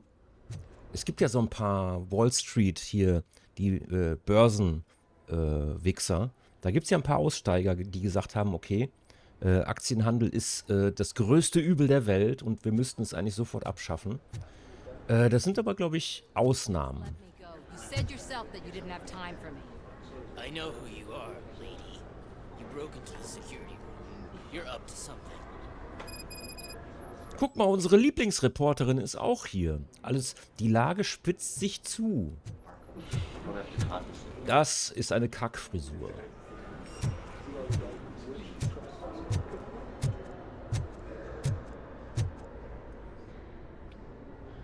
There's been a security breach I need to investigate, but someone's got to escort this trespasser out of the building. I could help in both cases. Good. The breach seems like a big job. Once you're done with her, can you join me in the server room? It's just down the hall. Sure he could. Don't think it's over, lady. I'll check the security cameras later to see what you've been up to. Expect a visit from the police in a couple of days. I'll buy coffee and donuts to welcome him. You are responsible for that security breach. I'm trying to save people's homes. Do I have to remind you what OCP is planning to do with the residents of Old Detroit to create space for Delta City? I have a record of that issue. I need to find out what the estimates are for those additional costs. As you can imagine, they don't include them in their brochures, so I have to dig deeper. All the information I need to help those people is in the room where the security guard is expecting you. So can you help me get those records out?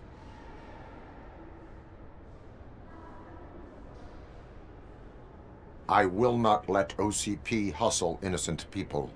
You'll find the relevant data on one of the servers. I'll be waiting here to pick it up. For the better good. So, wo muss ich hin?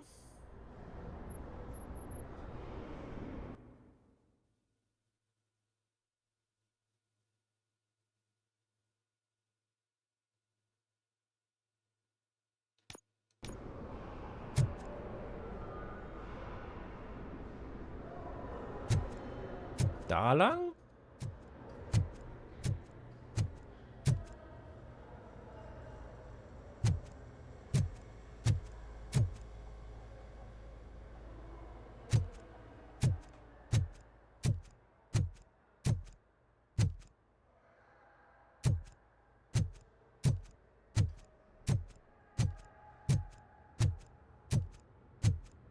Mhm.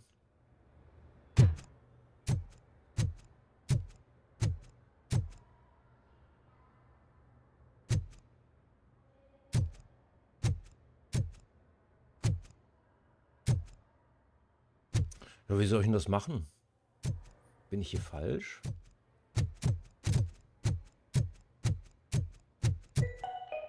Out of concern for our employees, Omni Consumer Products have purchased new sleeping bags. You will be notified by your supervisor about your options. And remember, your efforts are paying off. Mhm.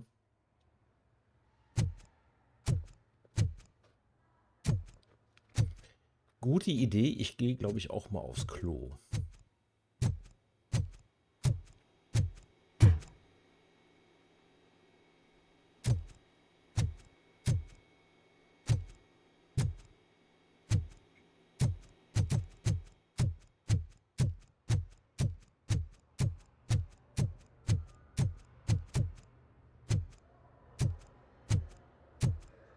Das ist doch hier. Ich komme da nicht rein. Wo ist der Dude denn jetzt hin?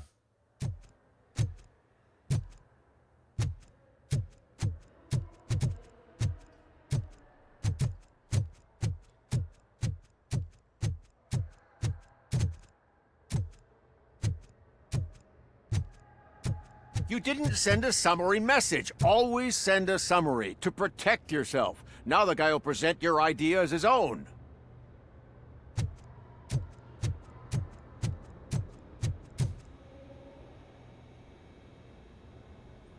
Das eskaliert doch gleich hier, oder?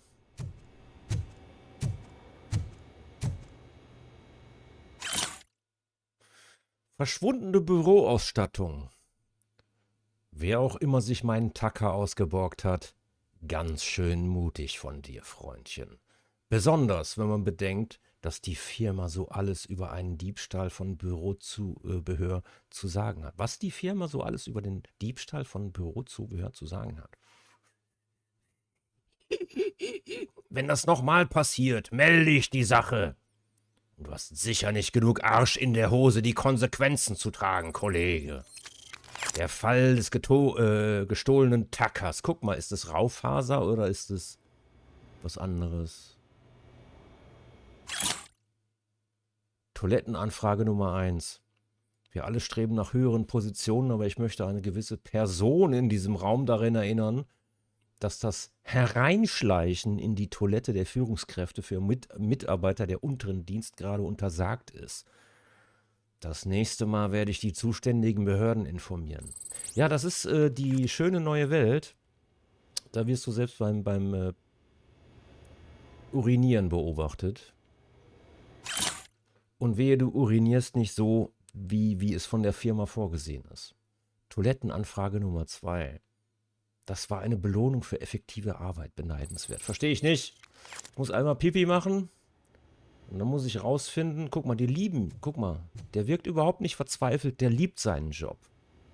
Der liebt einfach seinen Job. So sieht Zufriedenheit aus. Wo muss ich denn jetzt hin? Komm, ich gehe einmal urinieren. Und dann machen wir weiter hier. Es riecht nach Finale. Ich glaube, das könnte heute beendet werden, hier das Spiel. Sektor C. Ich gehe mal kurz schiffen. Diese ganzen Schlipsträger, es macht mich krank. Es macht mich krank. Ich bin sofort wieder da.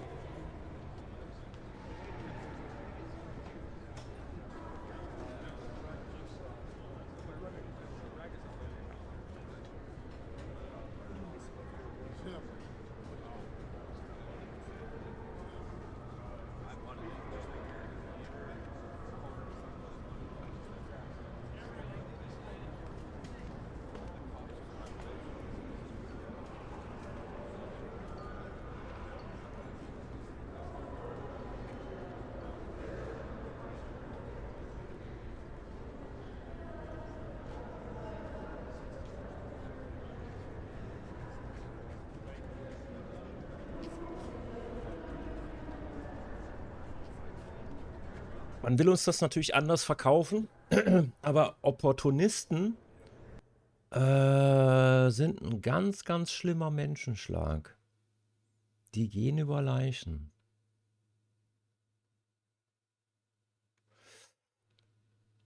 Muss ich denn, jetzt habe ich nicht, was muss ich denn, was ist denn, lass mal in die Missionsbeschreibung reingucken. So, du.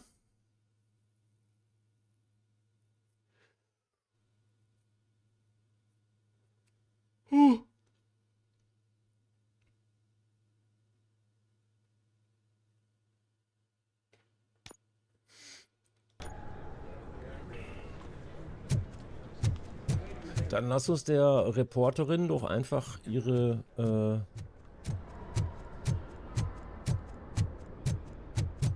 Ergebnisse zuspielen. Da war ich doch gerade. Hier ist doch zu. Ist das gar nicht der Serverraum? Der ist ja noch 18 Meter entfernt. Wo ist denn der Serverraum in diesem Puff hier?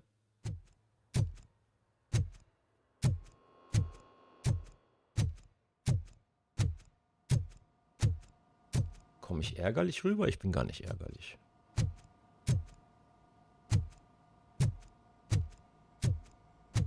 Over here. Could you help me with these doors?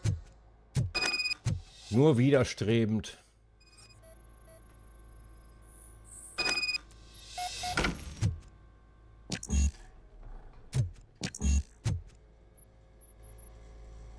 Someone likely tried to lay a hand on the data collected in this room.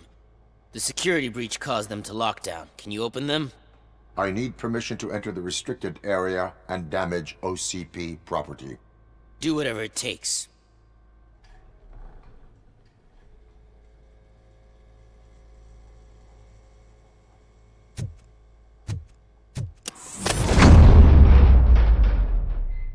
Now, I need to reboot the security system. The malfunction shut down not only the doors, but also a nearby metal detector gate. That should do it. Thanks for your help, Robocop. I'll stay here. I need to be sure the room is safe before the technicians arrive. My new dumbass boss will chew my ear off about it if I don't.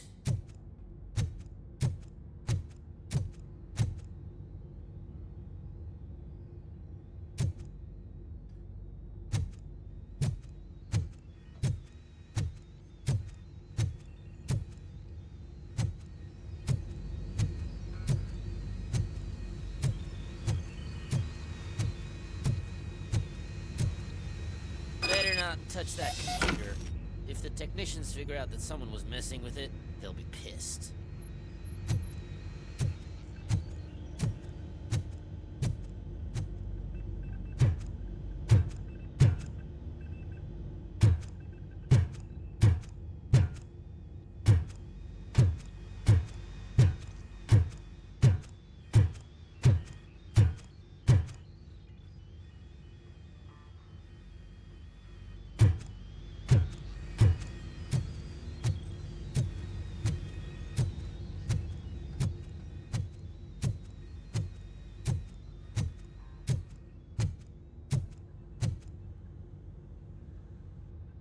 So, you're still here? Your conflict with the head of security, what is that about? He's a walking sack of incompetence.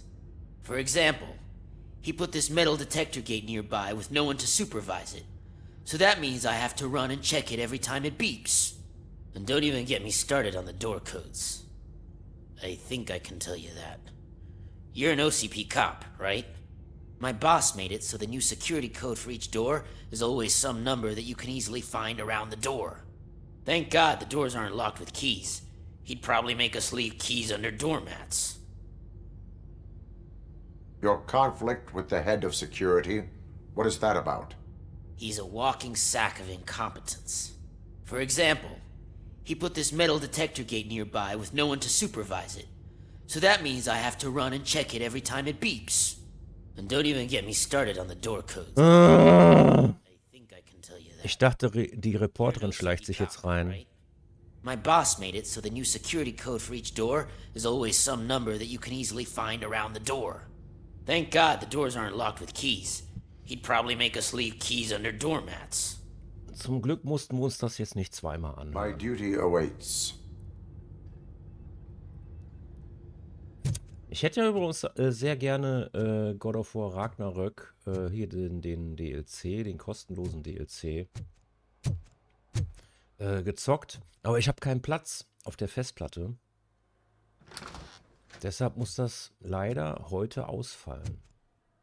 Ich gucke da aber noch rein. Aber ich bin nicht der größte Fan von Roguelites. Mein Enthusiasmus hält sich in Grenzen.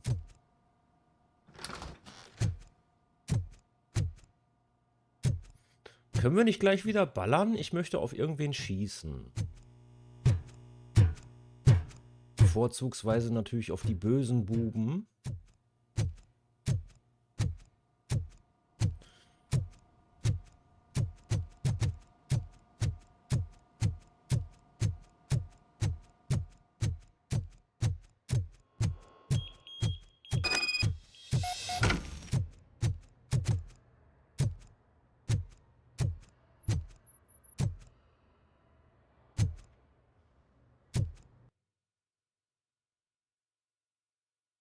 Da war ich doch gerade.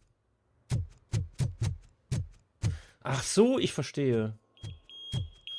I understand, I understand. Er muss jedes Mal nachgucken, wenn es biebt. Jetzt kann ich in Ruhe den Computer untersuchen. Hervorragend. Hoffentlich ist er nicht schnell zu Fuß. Haha!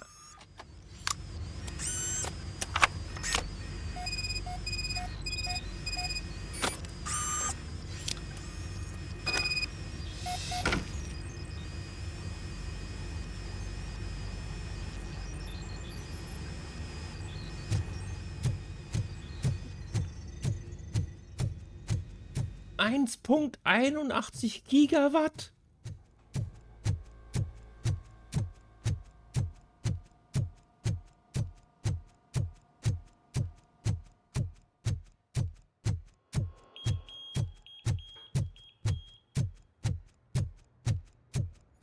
So, jetzt wird es aber Zeit für eine Ballerei hier. Für eine richtig zünftige, ordentliche Ballerei. Nimm die Informationen und lass mich Leute erschießen. Estimates. Do you have them? Make good use of them.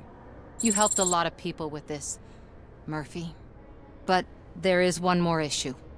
security footage. If I'm gonna expose OCP, I'd rather not be disturbed by anyone. Could you... Destroying evidence of a crime is beyond my programming. Who's talking about that? Shuffling database records will do just fine. All you need to do is recharge yourself using the computer in the security room. You could sure use a pick-me-up. You look pale, to be honest. I will do what needs to be done to protect the innocent. Thanks to you, I'll be able to focus on what needs to be done as well. Stay safe, citizen.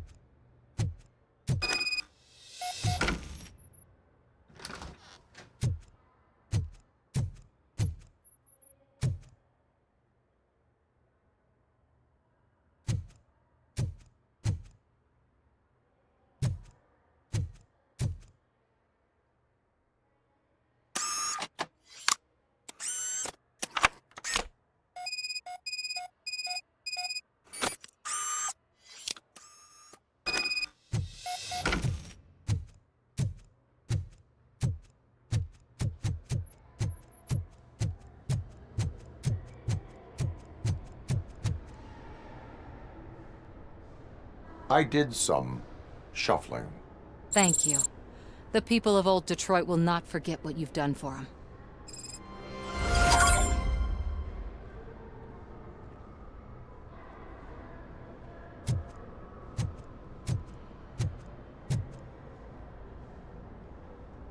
Welcome to Omni Consumer Products. How may I help you?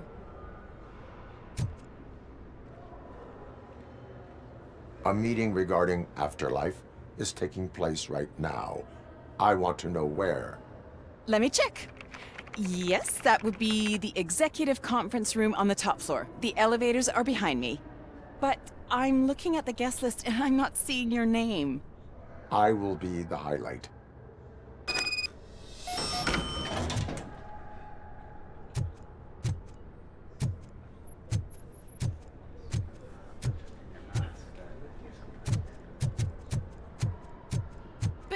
You don't have the proper clearance.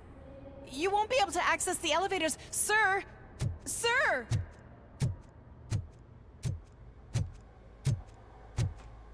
Let me get that door for you.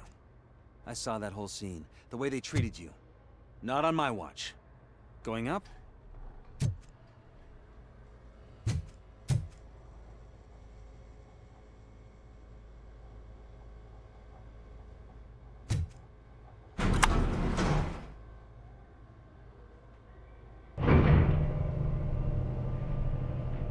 Beautiful, isn't it? This view gives me hope. Shows what Detroit is capable of when not hindered by the city's worst. You probably know that better than anyone else. You deal with filth more than any of us. These miserable people, crammed into those tiny apartments like cockroaches. I swear I need a shower whenever I go canvassing in old Detroit. But not for much longer. I'm heading to a meeting about the Delta City relocations, so that we finally get the poor, criminal elements out of our great city. Exciting, isn't it? You and me together. We'll clean the city right up. That's why I wouldn't mind you giving me a nod during your public appearances. We need a little push in the ratings. Remember, it's your freedom we're talking about. Anyway, great talk. Vote Mills, vote Robocop.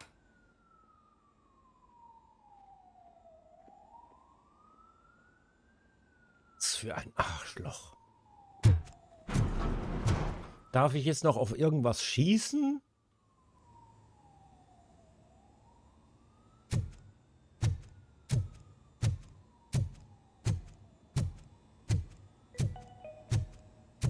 This is a friendly reminder. A gunshot wound no longer entitles you to a day off, unless hospitalization is required.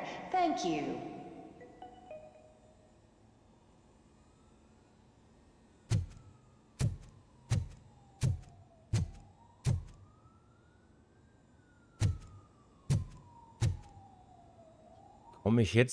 Komme ich jetzt in das Büro?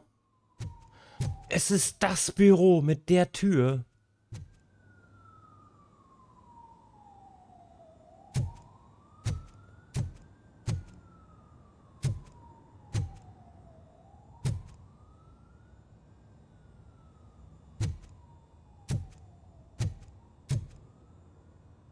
There is no one here.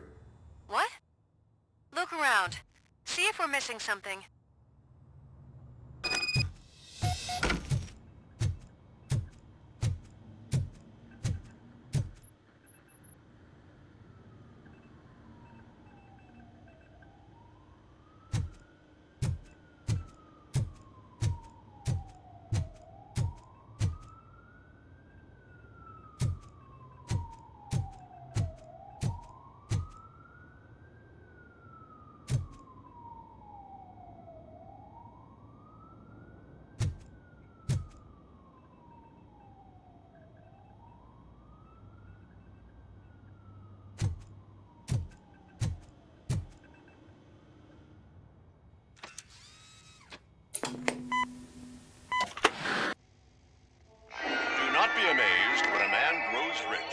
When he dies, he takes nothing with him. Until now. Afterlife, OCP's answer to death itself. As a frontrunner in human-machine hybrids, OCP is focused on proving that death is no longer the end. With a number of successful prototypes, our team continues to work tirelessly to ensure Afterlife is more stable than any of our previous cybernetic achievements. We've come a long way since OCP's first cyborg. Do not say I did not warn you. To now. Hi, I'm Eve, and I've died, but that's not stopping me. With the newest development in cyborg research, OCP was able to give me another chance. And now I'm back to enjoying my life. Or should I say, afterlife. Because at OCP, the goal is no longer to live, but to thrive after death. And since our friends in the government are fighting for human rights for all people that were once pronounced dead, my life will return to what it was in no time. Under my legislation, Robocop and all future cyborgs will be granted human rights. They'll be able to live, vote, and run their businesses just like the rest of us. Vote Mills, vote Robocop. Afterlife. Eternity. Today.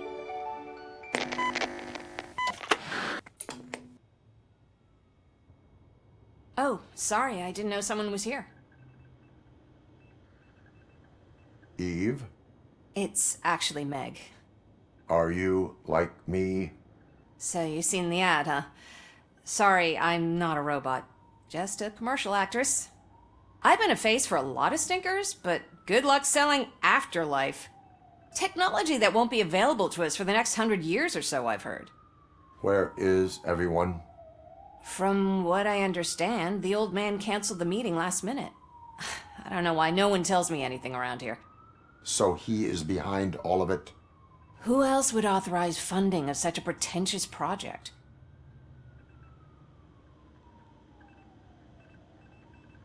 So you are selling something that does not work? That's advertising for you. At least with Afterlife, we won't get many complaints from the dissatisfied customers. 'Cause they'd be dead, you know? What about all the money that went into research? From what I hear, OCP gave it the college try. They spent a lot of money on some prototypes, but this time they ended up with nothing. That's how it often goes with these cutting-edge projects. I imagine there were quite a lot of unsuccessful Robocops before you came along. Where did they conduct the research for this project? I don't know, but I don't think it's in this building. I've noticed that there are always big cooling trucks parked in front of OCP when they're showing off new tech. Where is the old man? Probably in his office at the end of the hall. But I don't think barging in unannounced is such a good idea. I disagree.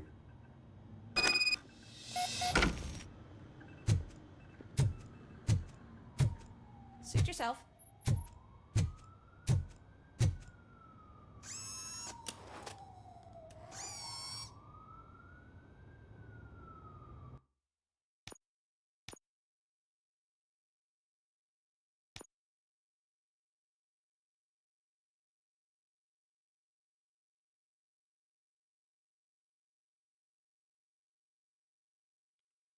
Da ist die Frage 5.3 oder 5.1? Na, 5.3, aber vorher muss ich erstmal alles rauspflücken hier.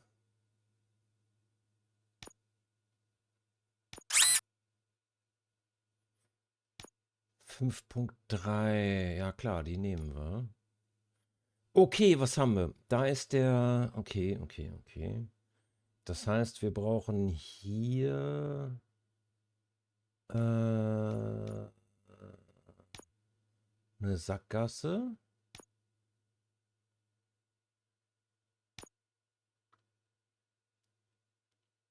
Haben wir nicht?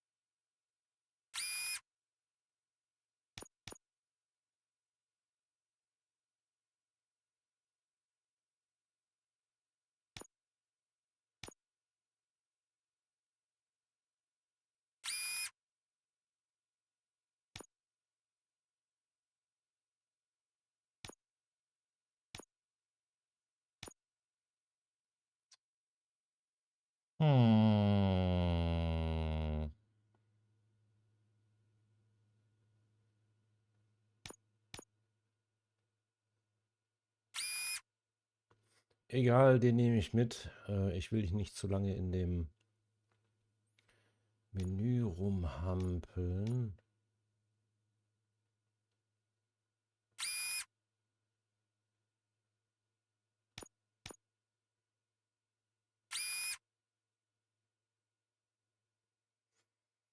Das sind aber viele Mali.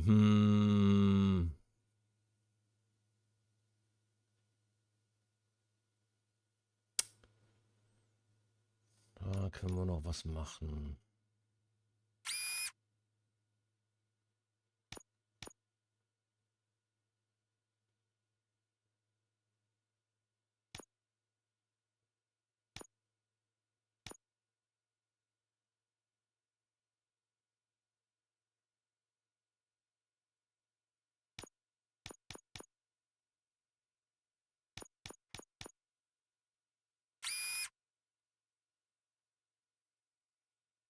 Ich bin ein bisschen unzufrieden, aber egal.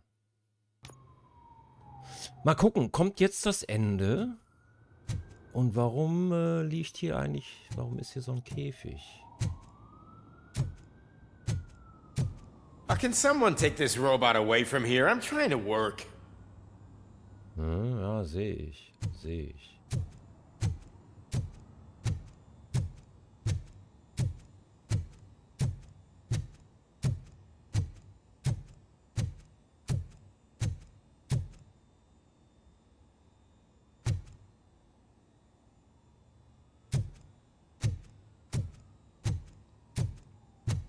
Why was he smiling when I signed it? He never smiles. There must be a catch. He set me up for something.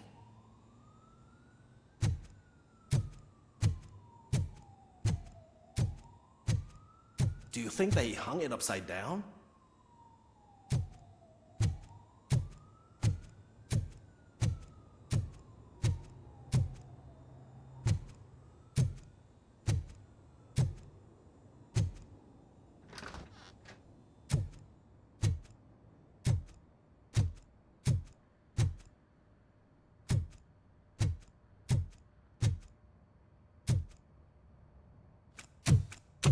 Put your hands up. You are under arrest.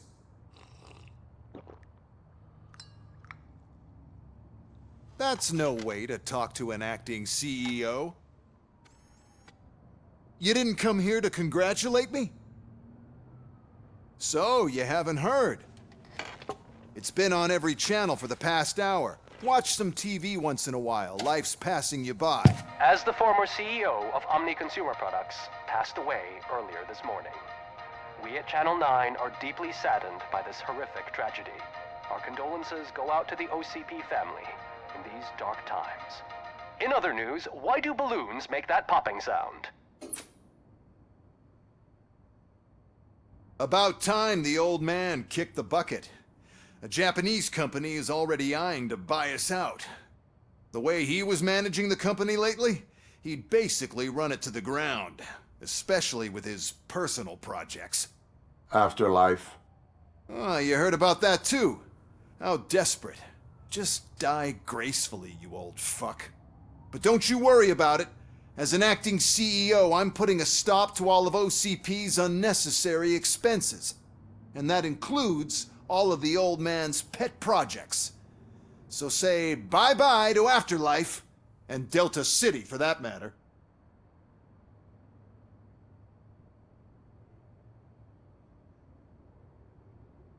Someone needs to take responsibility. Someone did. The demented old man behind all of this sick shit is dead. I'm shutting down Afterlife, so you should be happy. So there's nothing for you to worry about anymore. Well, maybe about collecting unemployment, since I'm firing the entire police force and replacing them all with my robots. Those robots are unreliable. Oh, that's adorable. Especially coming from you. But you'll get to see the improvements we've made firsthand, since I need you to come to the Arms Expo. Just don't be late. Now, you leave. Bitches, come! It's time to celebrate. Let's throw the old man a hell of a wake. Oh, Robo! That expo thing is a black tie event. Then again, I guess that doesn't concern you.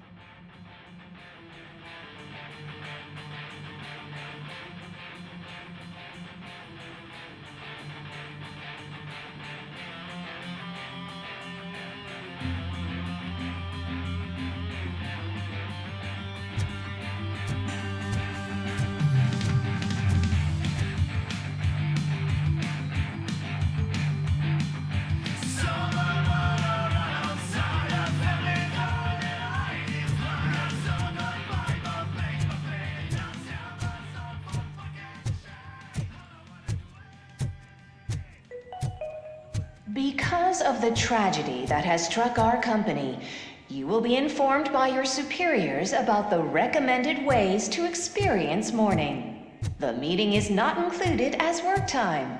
Thank you.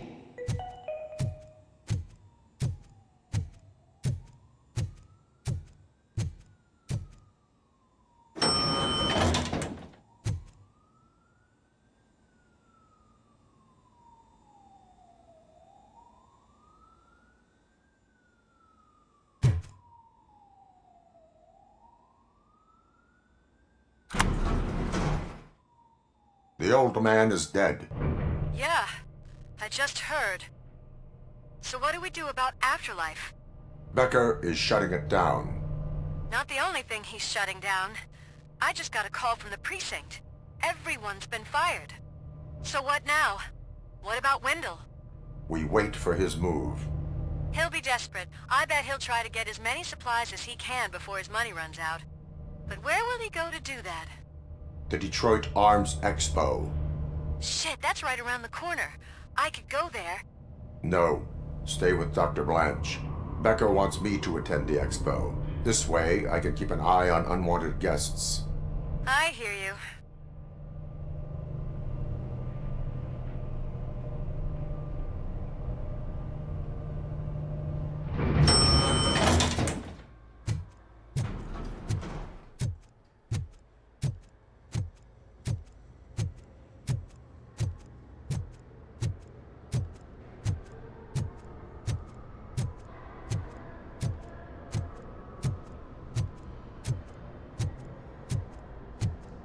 I can't believe he's gone.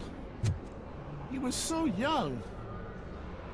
Such a tragedy, but, are our bonuses safe? Do they know who'll be the new CEO? I hope it won't be that Becker jerk from Security Concept.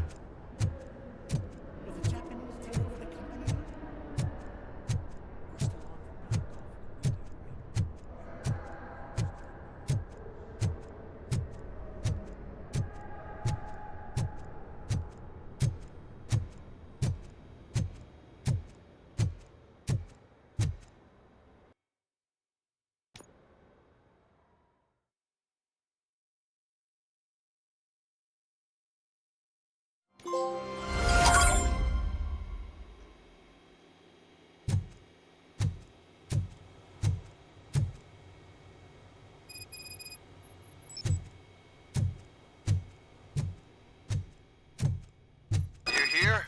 Good. Proceed to the main stage and stand on the podium. There's an old friend waiting for you there already.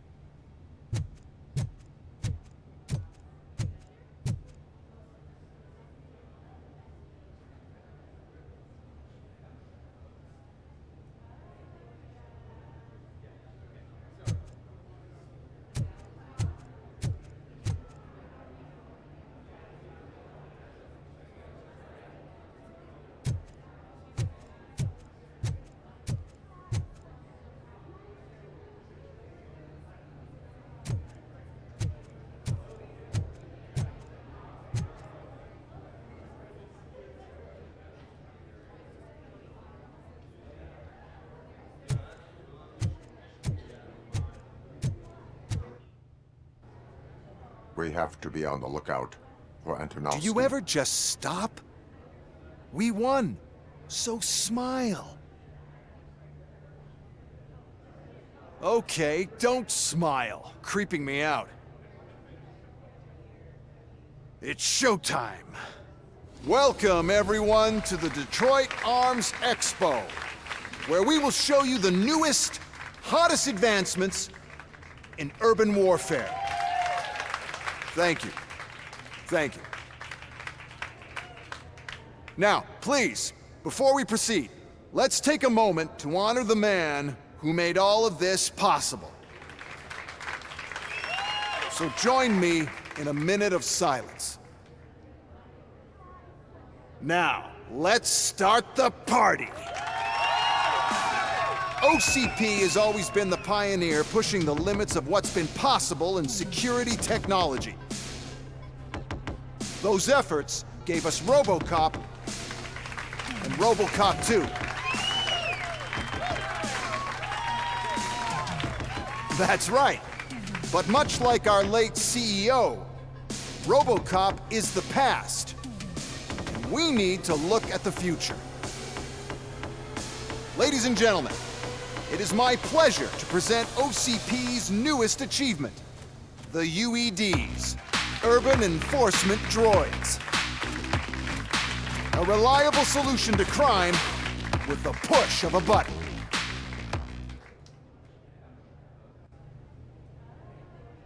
UEDs will be exclusively protecting the streets of Detroit, since the police left the citizens of our city to the mercy of the criminal element by going on a strike. But no need for alarm. UEDs are ready to patrol the city today, Today will be their first major test, the protection of the mayoral election rally. Now, let's open up the floor to the questions. I'm sure you're dying to hear more about my robots, yes? I have a question for Robocop. In view of the police strike, do you think these new robots are actually capable of protecting the city?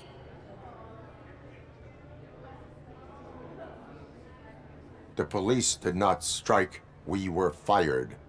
The police left because they felt threatened by the UEDs. And rightfully so, my machines are superior in every way. A presentation is in order to show that those are not just empty words. I have another question for Robocop. It's about the candidates for mayoral elections. Who cares? It can't even vote in the damn thing. It's just an OCP product. There are a lot of people that value his opinion. Polls showed that Robocop's words and actions have influenced ratings for both candidates several times already. So, Robocop, could you give us all a definite answer and put our minds at ease? Is Mills' promise to grant you and all future cyborgs human rights enough to earn your support? Knowing you'd possibly get your freedom back? Freedom to do what exactly? Get back with his family? Start a business? Join a bowling team? Or will you, contrary to your creator's interest, encourage people to vote for Mayor Kuzak, OCP's loudest adversary?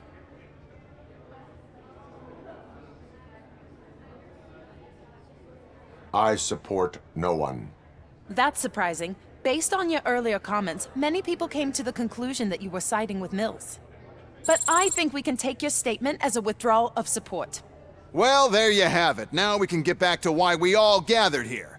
My robots. It's time to present what these bad boys are capable of, huh? I just need to find the remote. And where did I put it? Is that normal?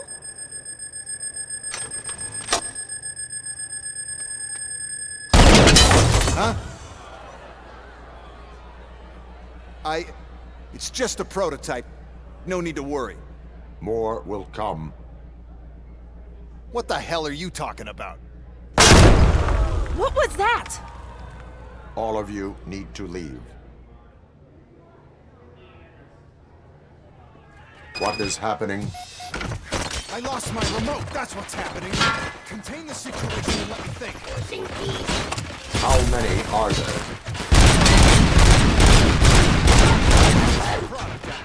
But I can't do anything to control them without the remote.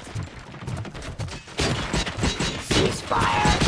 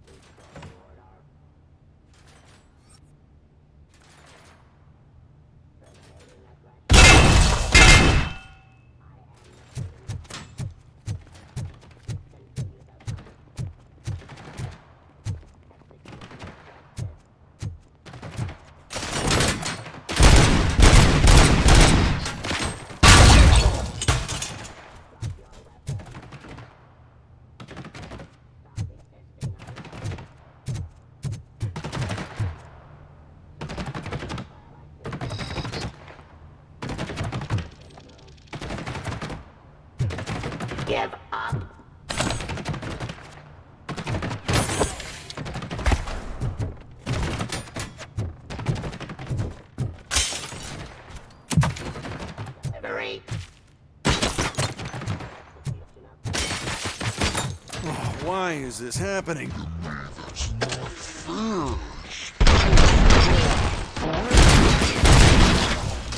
Oh, those UE.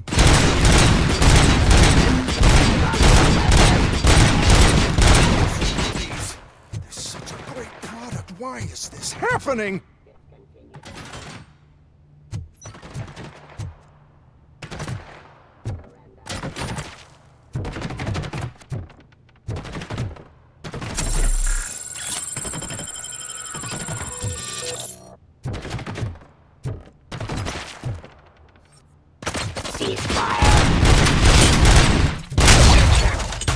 Did you remember? No, damn it. But there's another way. We can't control them, but we can make them stop. Take me to the Expo Depot. The entrance is through Hall C. I'll open the gate. Just clear the space. The code doesn't work. Luckily, I'm the one who sold them this garbage, so I know what to do. Just destroy the fuse box, and the gate will open. Do it! Also ich bin jetzt ein bisschen enttäuscht. Ist das das Finale? Ich weiß es nicht.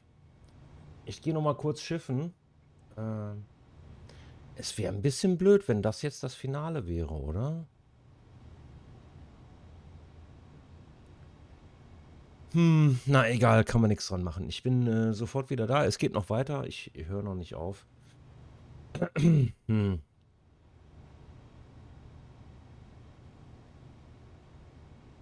Ja, einmal schiffen gehen, ne?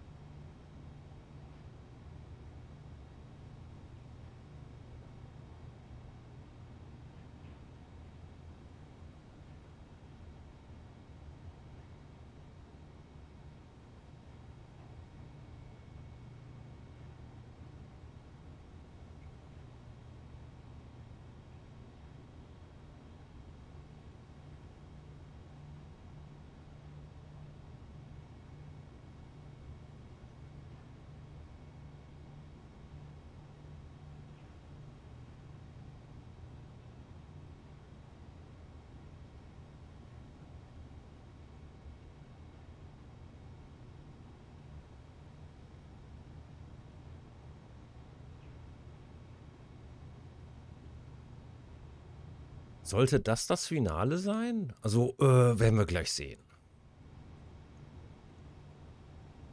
Also ich persönlich will noch wissen, wie es weitergeht. Ach, da kommen wir nicht durch. Okay, Sicherungskasten. Sicherungskasten?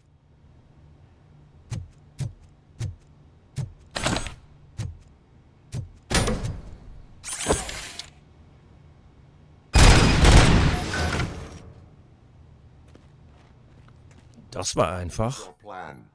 I give the orders and you follow them. Maybe it'll work that way for once. Okay, since I opened the gate, you clear the way to Hall C.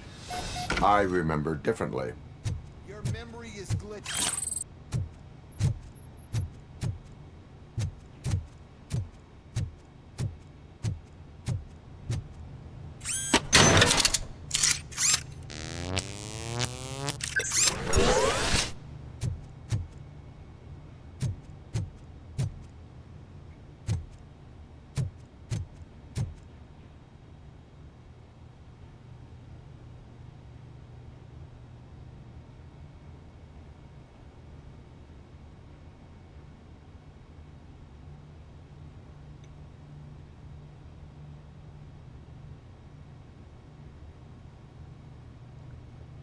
Also, wenn es das Finale ist, dann gibt es hier definitiv zu wenig Musik. Soll ich die Musik selber machen?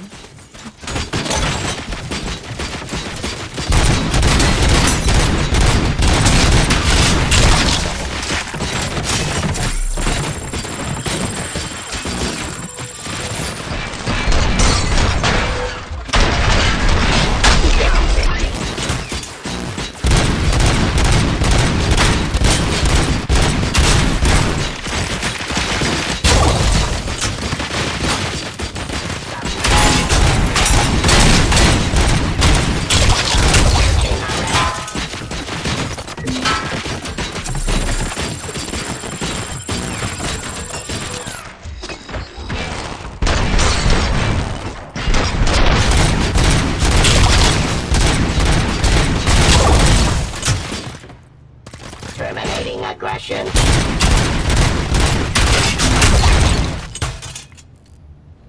Warum ist hier keine Musik? Was ist das für eine Designentscheidung? Stop resisting arrest. Hm?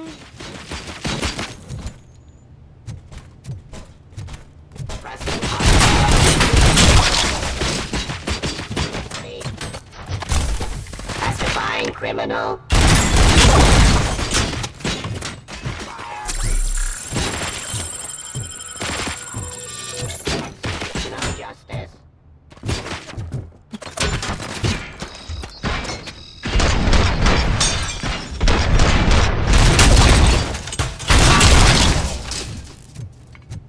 Abide my jurisdiction.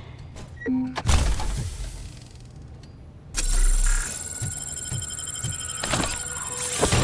am the police. Cleansing streets.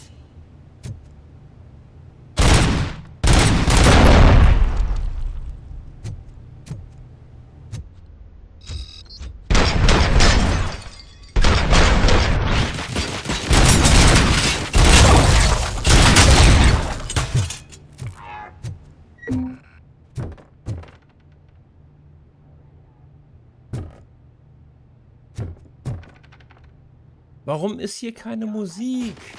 Hm? Wo kommt das denn her? Suppressing hostile activity.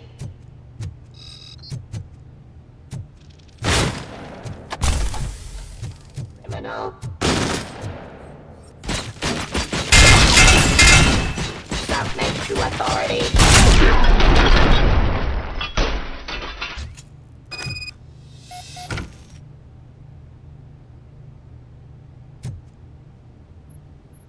Wieso ist denn hier keine Musik jetzt mal ernsthaft? Now to the gate. We'll reach the depot from Hall C. We must manage this mess. Those UEDs are my ticket straight to the CEO's chair. This EMP device, how does it affect me? Don't worry, nothing'll happen. To your brain, at least. And that's the part you cherish the most, anyway. You'll be fine. Pave the way to the depot and don't bother your head with that. We don't want your wiring to burn out.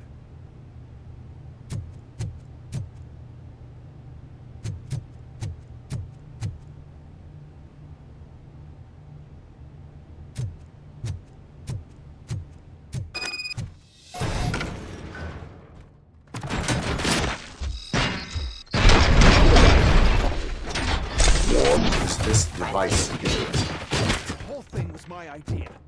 First, we'll the robots to the competition. Then, we'll sell an upgrade to the robots that makes them immune to the device. But I need to sell UEDs in the first place. Please put down your weapon. Och nö, nicht er schon wieder.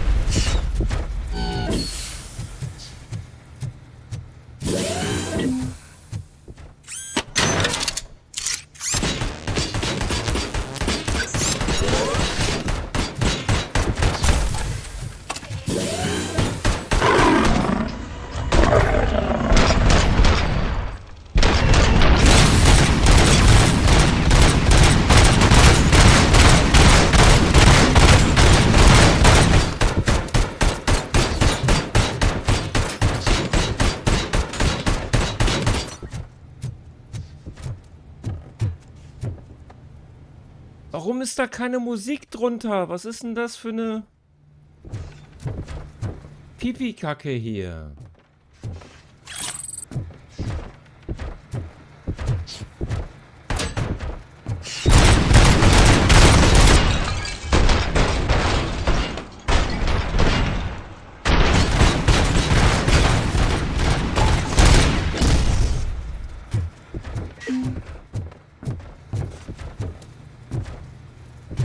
Also, da muss ich schon sagen, das ist ein bisschen enttäuschend. Warum ist denn da keine Musik drunter?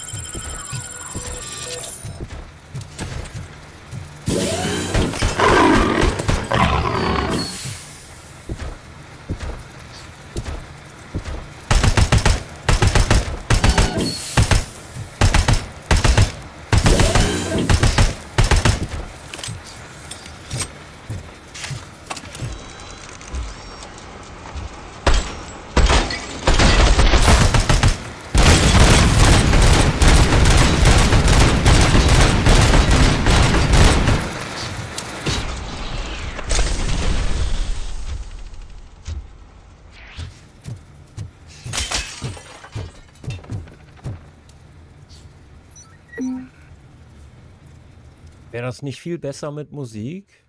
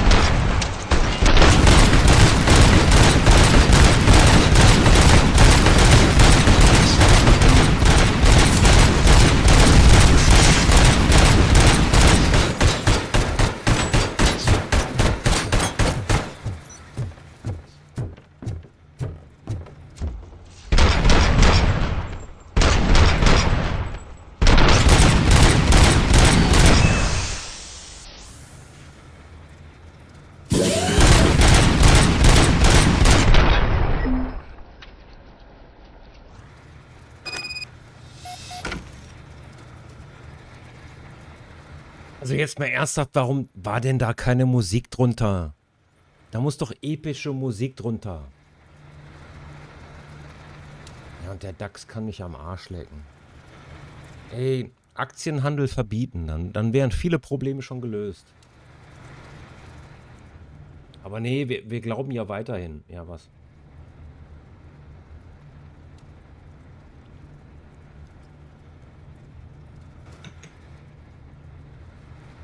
Da muss man sich dann auch mal fragen, okay, wie oft denn noch, also wie oft denn noch diese Mehr vom unendlichen Wachstum, wie oft muss die noch widerlegt werden? Nee, Leute steigen drauf ein. Blödsinn. Dumm. Einfach nur dumm. Okay, jetzt komme ich wütend drüber. Jetzt möchte ich nicht mehr wütend rüberkommen. Ich distanziere mich von allem, was ich gesagt habe. Börsenhandel ist voll geil. Da profitieren alle von. Jetzt komme ich an dem scheiß Stuhl nicht vorbei hier.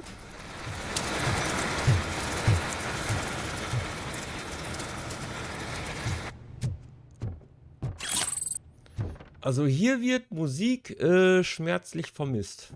Das sollte ein Bosskampf sein. Da müsste eigentlich Musik drunter liegen. So, haben wir es denn jetzt gleich oder dauert das jetzt noch ein halbes Jahr?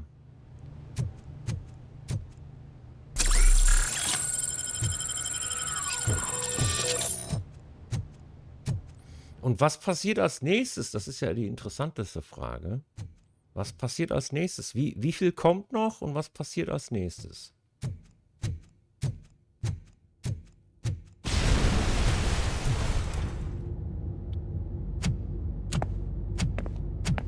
Oh no. I figured I'd meet you here, Robocop. Seems like you two have a lot to talk about. I don't want to be in your way. Nonsense, Mr. Becker. Since I have you here, thank you for providing me with this little thing. I was looking for a loyal partner. I was hoping it would be Robocop, but your droids will have to suffice. No problem. And thank you for choosing OCP. Now that my work is done here, so I'm just gonna get... Robocop, now that the old man doesn't need you, I don't need you. Keeping you alive this long was a mistake. Let me erase that mistake!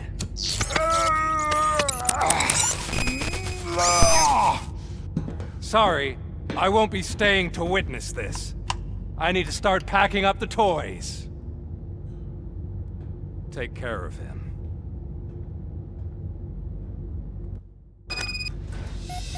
Target acquired!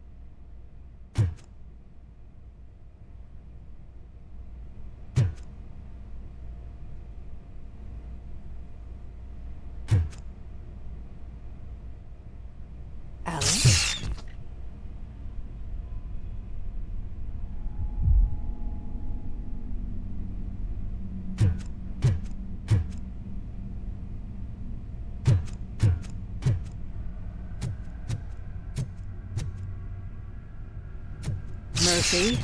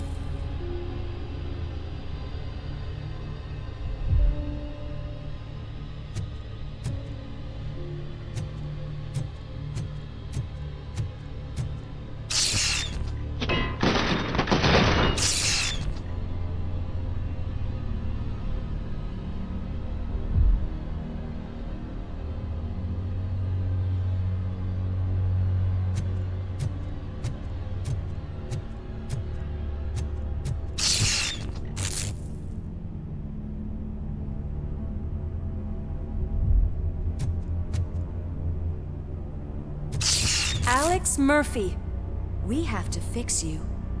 We have to erase you.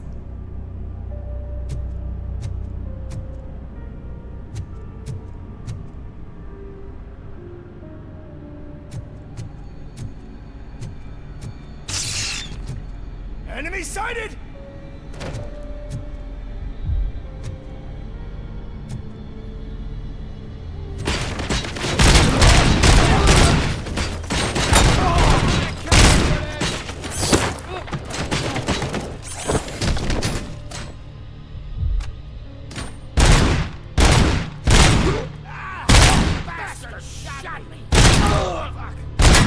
Injury sustained!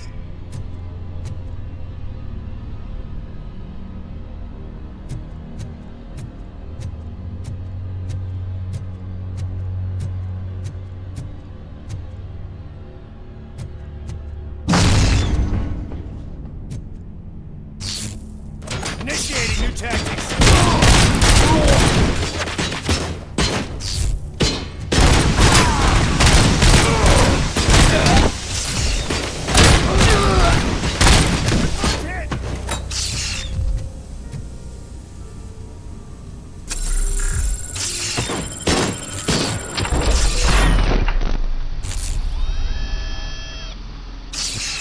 We must erase you.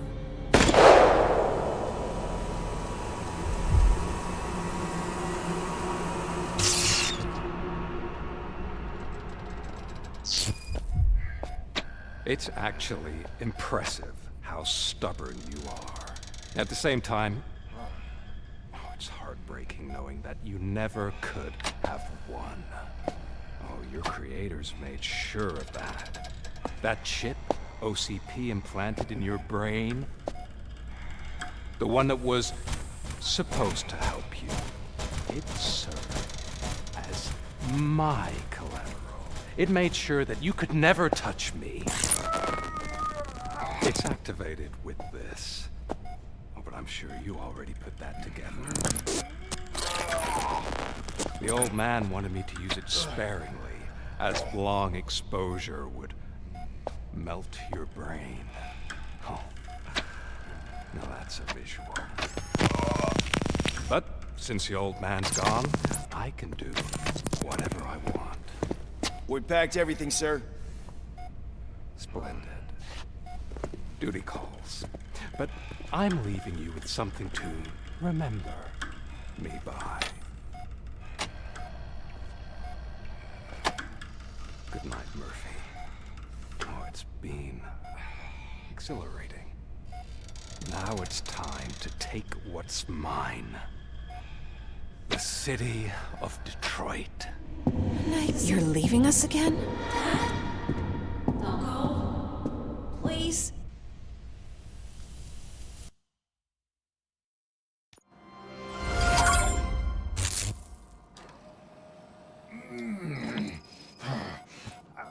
He's waking up. Oh no. What do we do? Murphy, Stay calm. He's in so much pain. The chip. Remove it. The evaluation chip? How do we do that? I think I can help. There's a button here that will shut him down.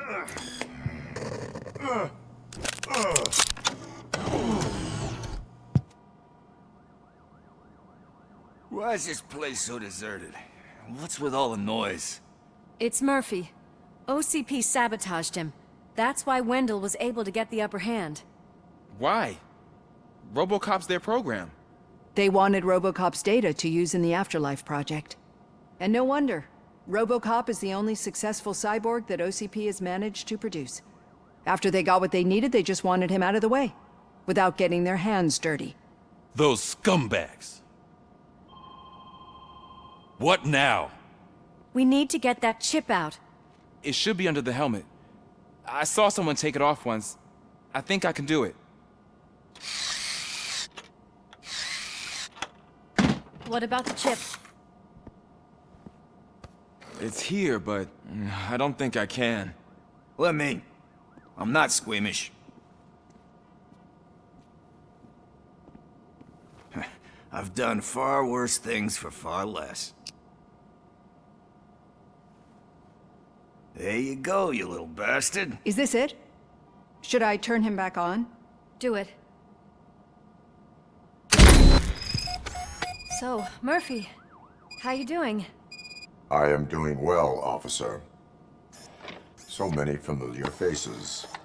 Are we celebrating? Wendell certainly is. He stole a shit ton of heavy-duty equipment from that military expo. What happens when he decides to use it? He already has. You've got some nerve coming in here. With no police on the streets, every gang in the city is on the rampage. Detroit's on fire. She's right. I've got a call that Windows goons hacked the election broadcast to send a message. Citizens of Detroit, I'm sorry to inform you that help is not coming. You've been abandoned by the police, by your politicians, and by OCP.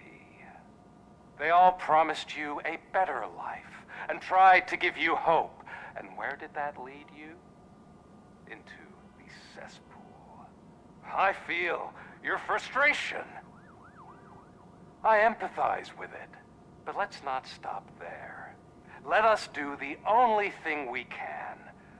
Let's burn this filthy city to the ground. And from the ashes, let's rebuild something new. Something better.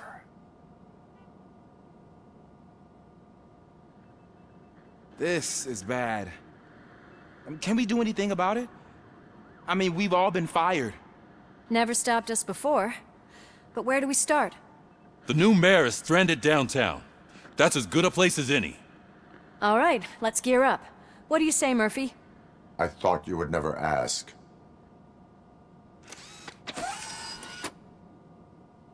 Murphy, Lewis, Washington. Head downtown and help the mayor. I'll try to get as many officers to join you as I can. Aye, aye, Captain. Everyone else? There are phones that need answering and no staff to do it. Sure. Why not? Wait, does anyone even know who won the election? Actually, no. But whoever did, they'll have a hell of a time cleaning up this mess.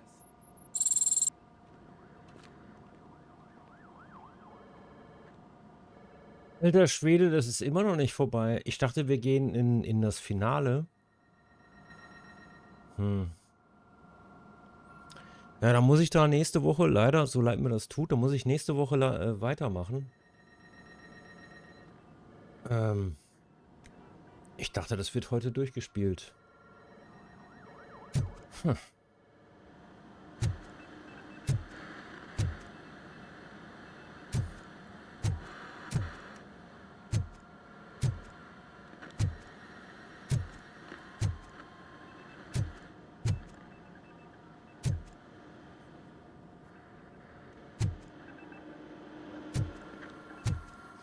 Kann ich nichts dran ändern. Also, das muss dann halt nächste Woche passieren. Ich dachte, wir wären kurz vorm Ende. Na egal, ich bedanke mich bei allen, die zugeschaut haben. Ach so, morgen geht es auch noch weiter. Was ist denn heute? Dienstag, ne? Am Mittwoch geht es weiter, natürlich. Alan Wake 2. Und dann am Donnerstag mit Metal Gear Solid 3. Da ist das letzte Wort auch noch nicht gesprochen. Alter, ich dachte, das wird durchgezockt. Aber wurde nicht durchgezockt. Das Spiel ist wesentlich länger, als ich erwartet hätte, tatsächlich. Ich habe nicht so erwartet, ich habe nicht damit gerechnet, dass es so lange dauert hier, das durchzuspielen. Aber das ist ja nun nicht mein Fehler.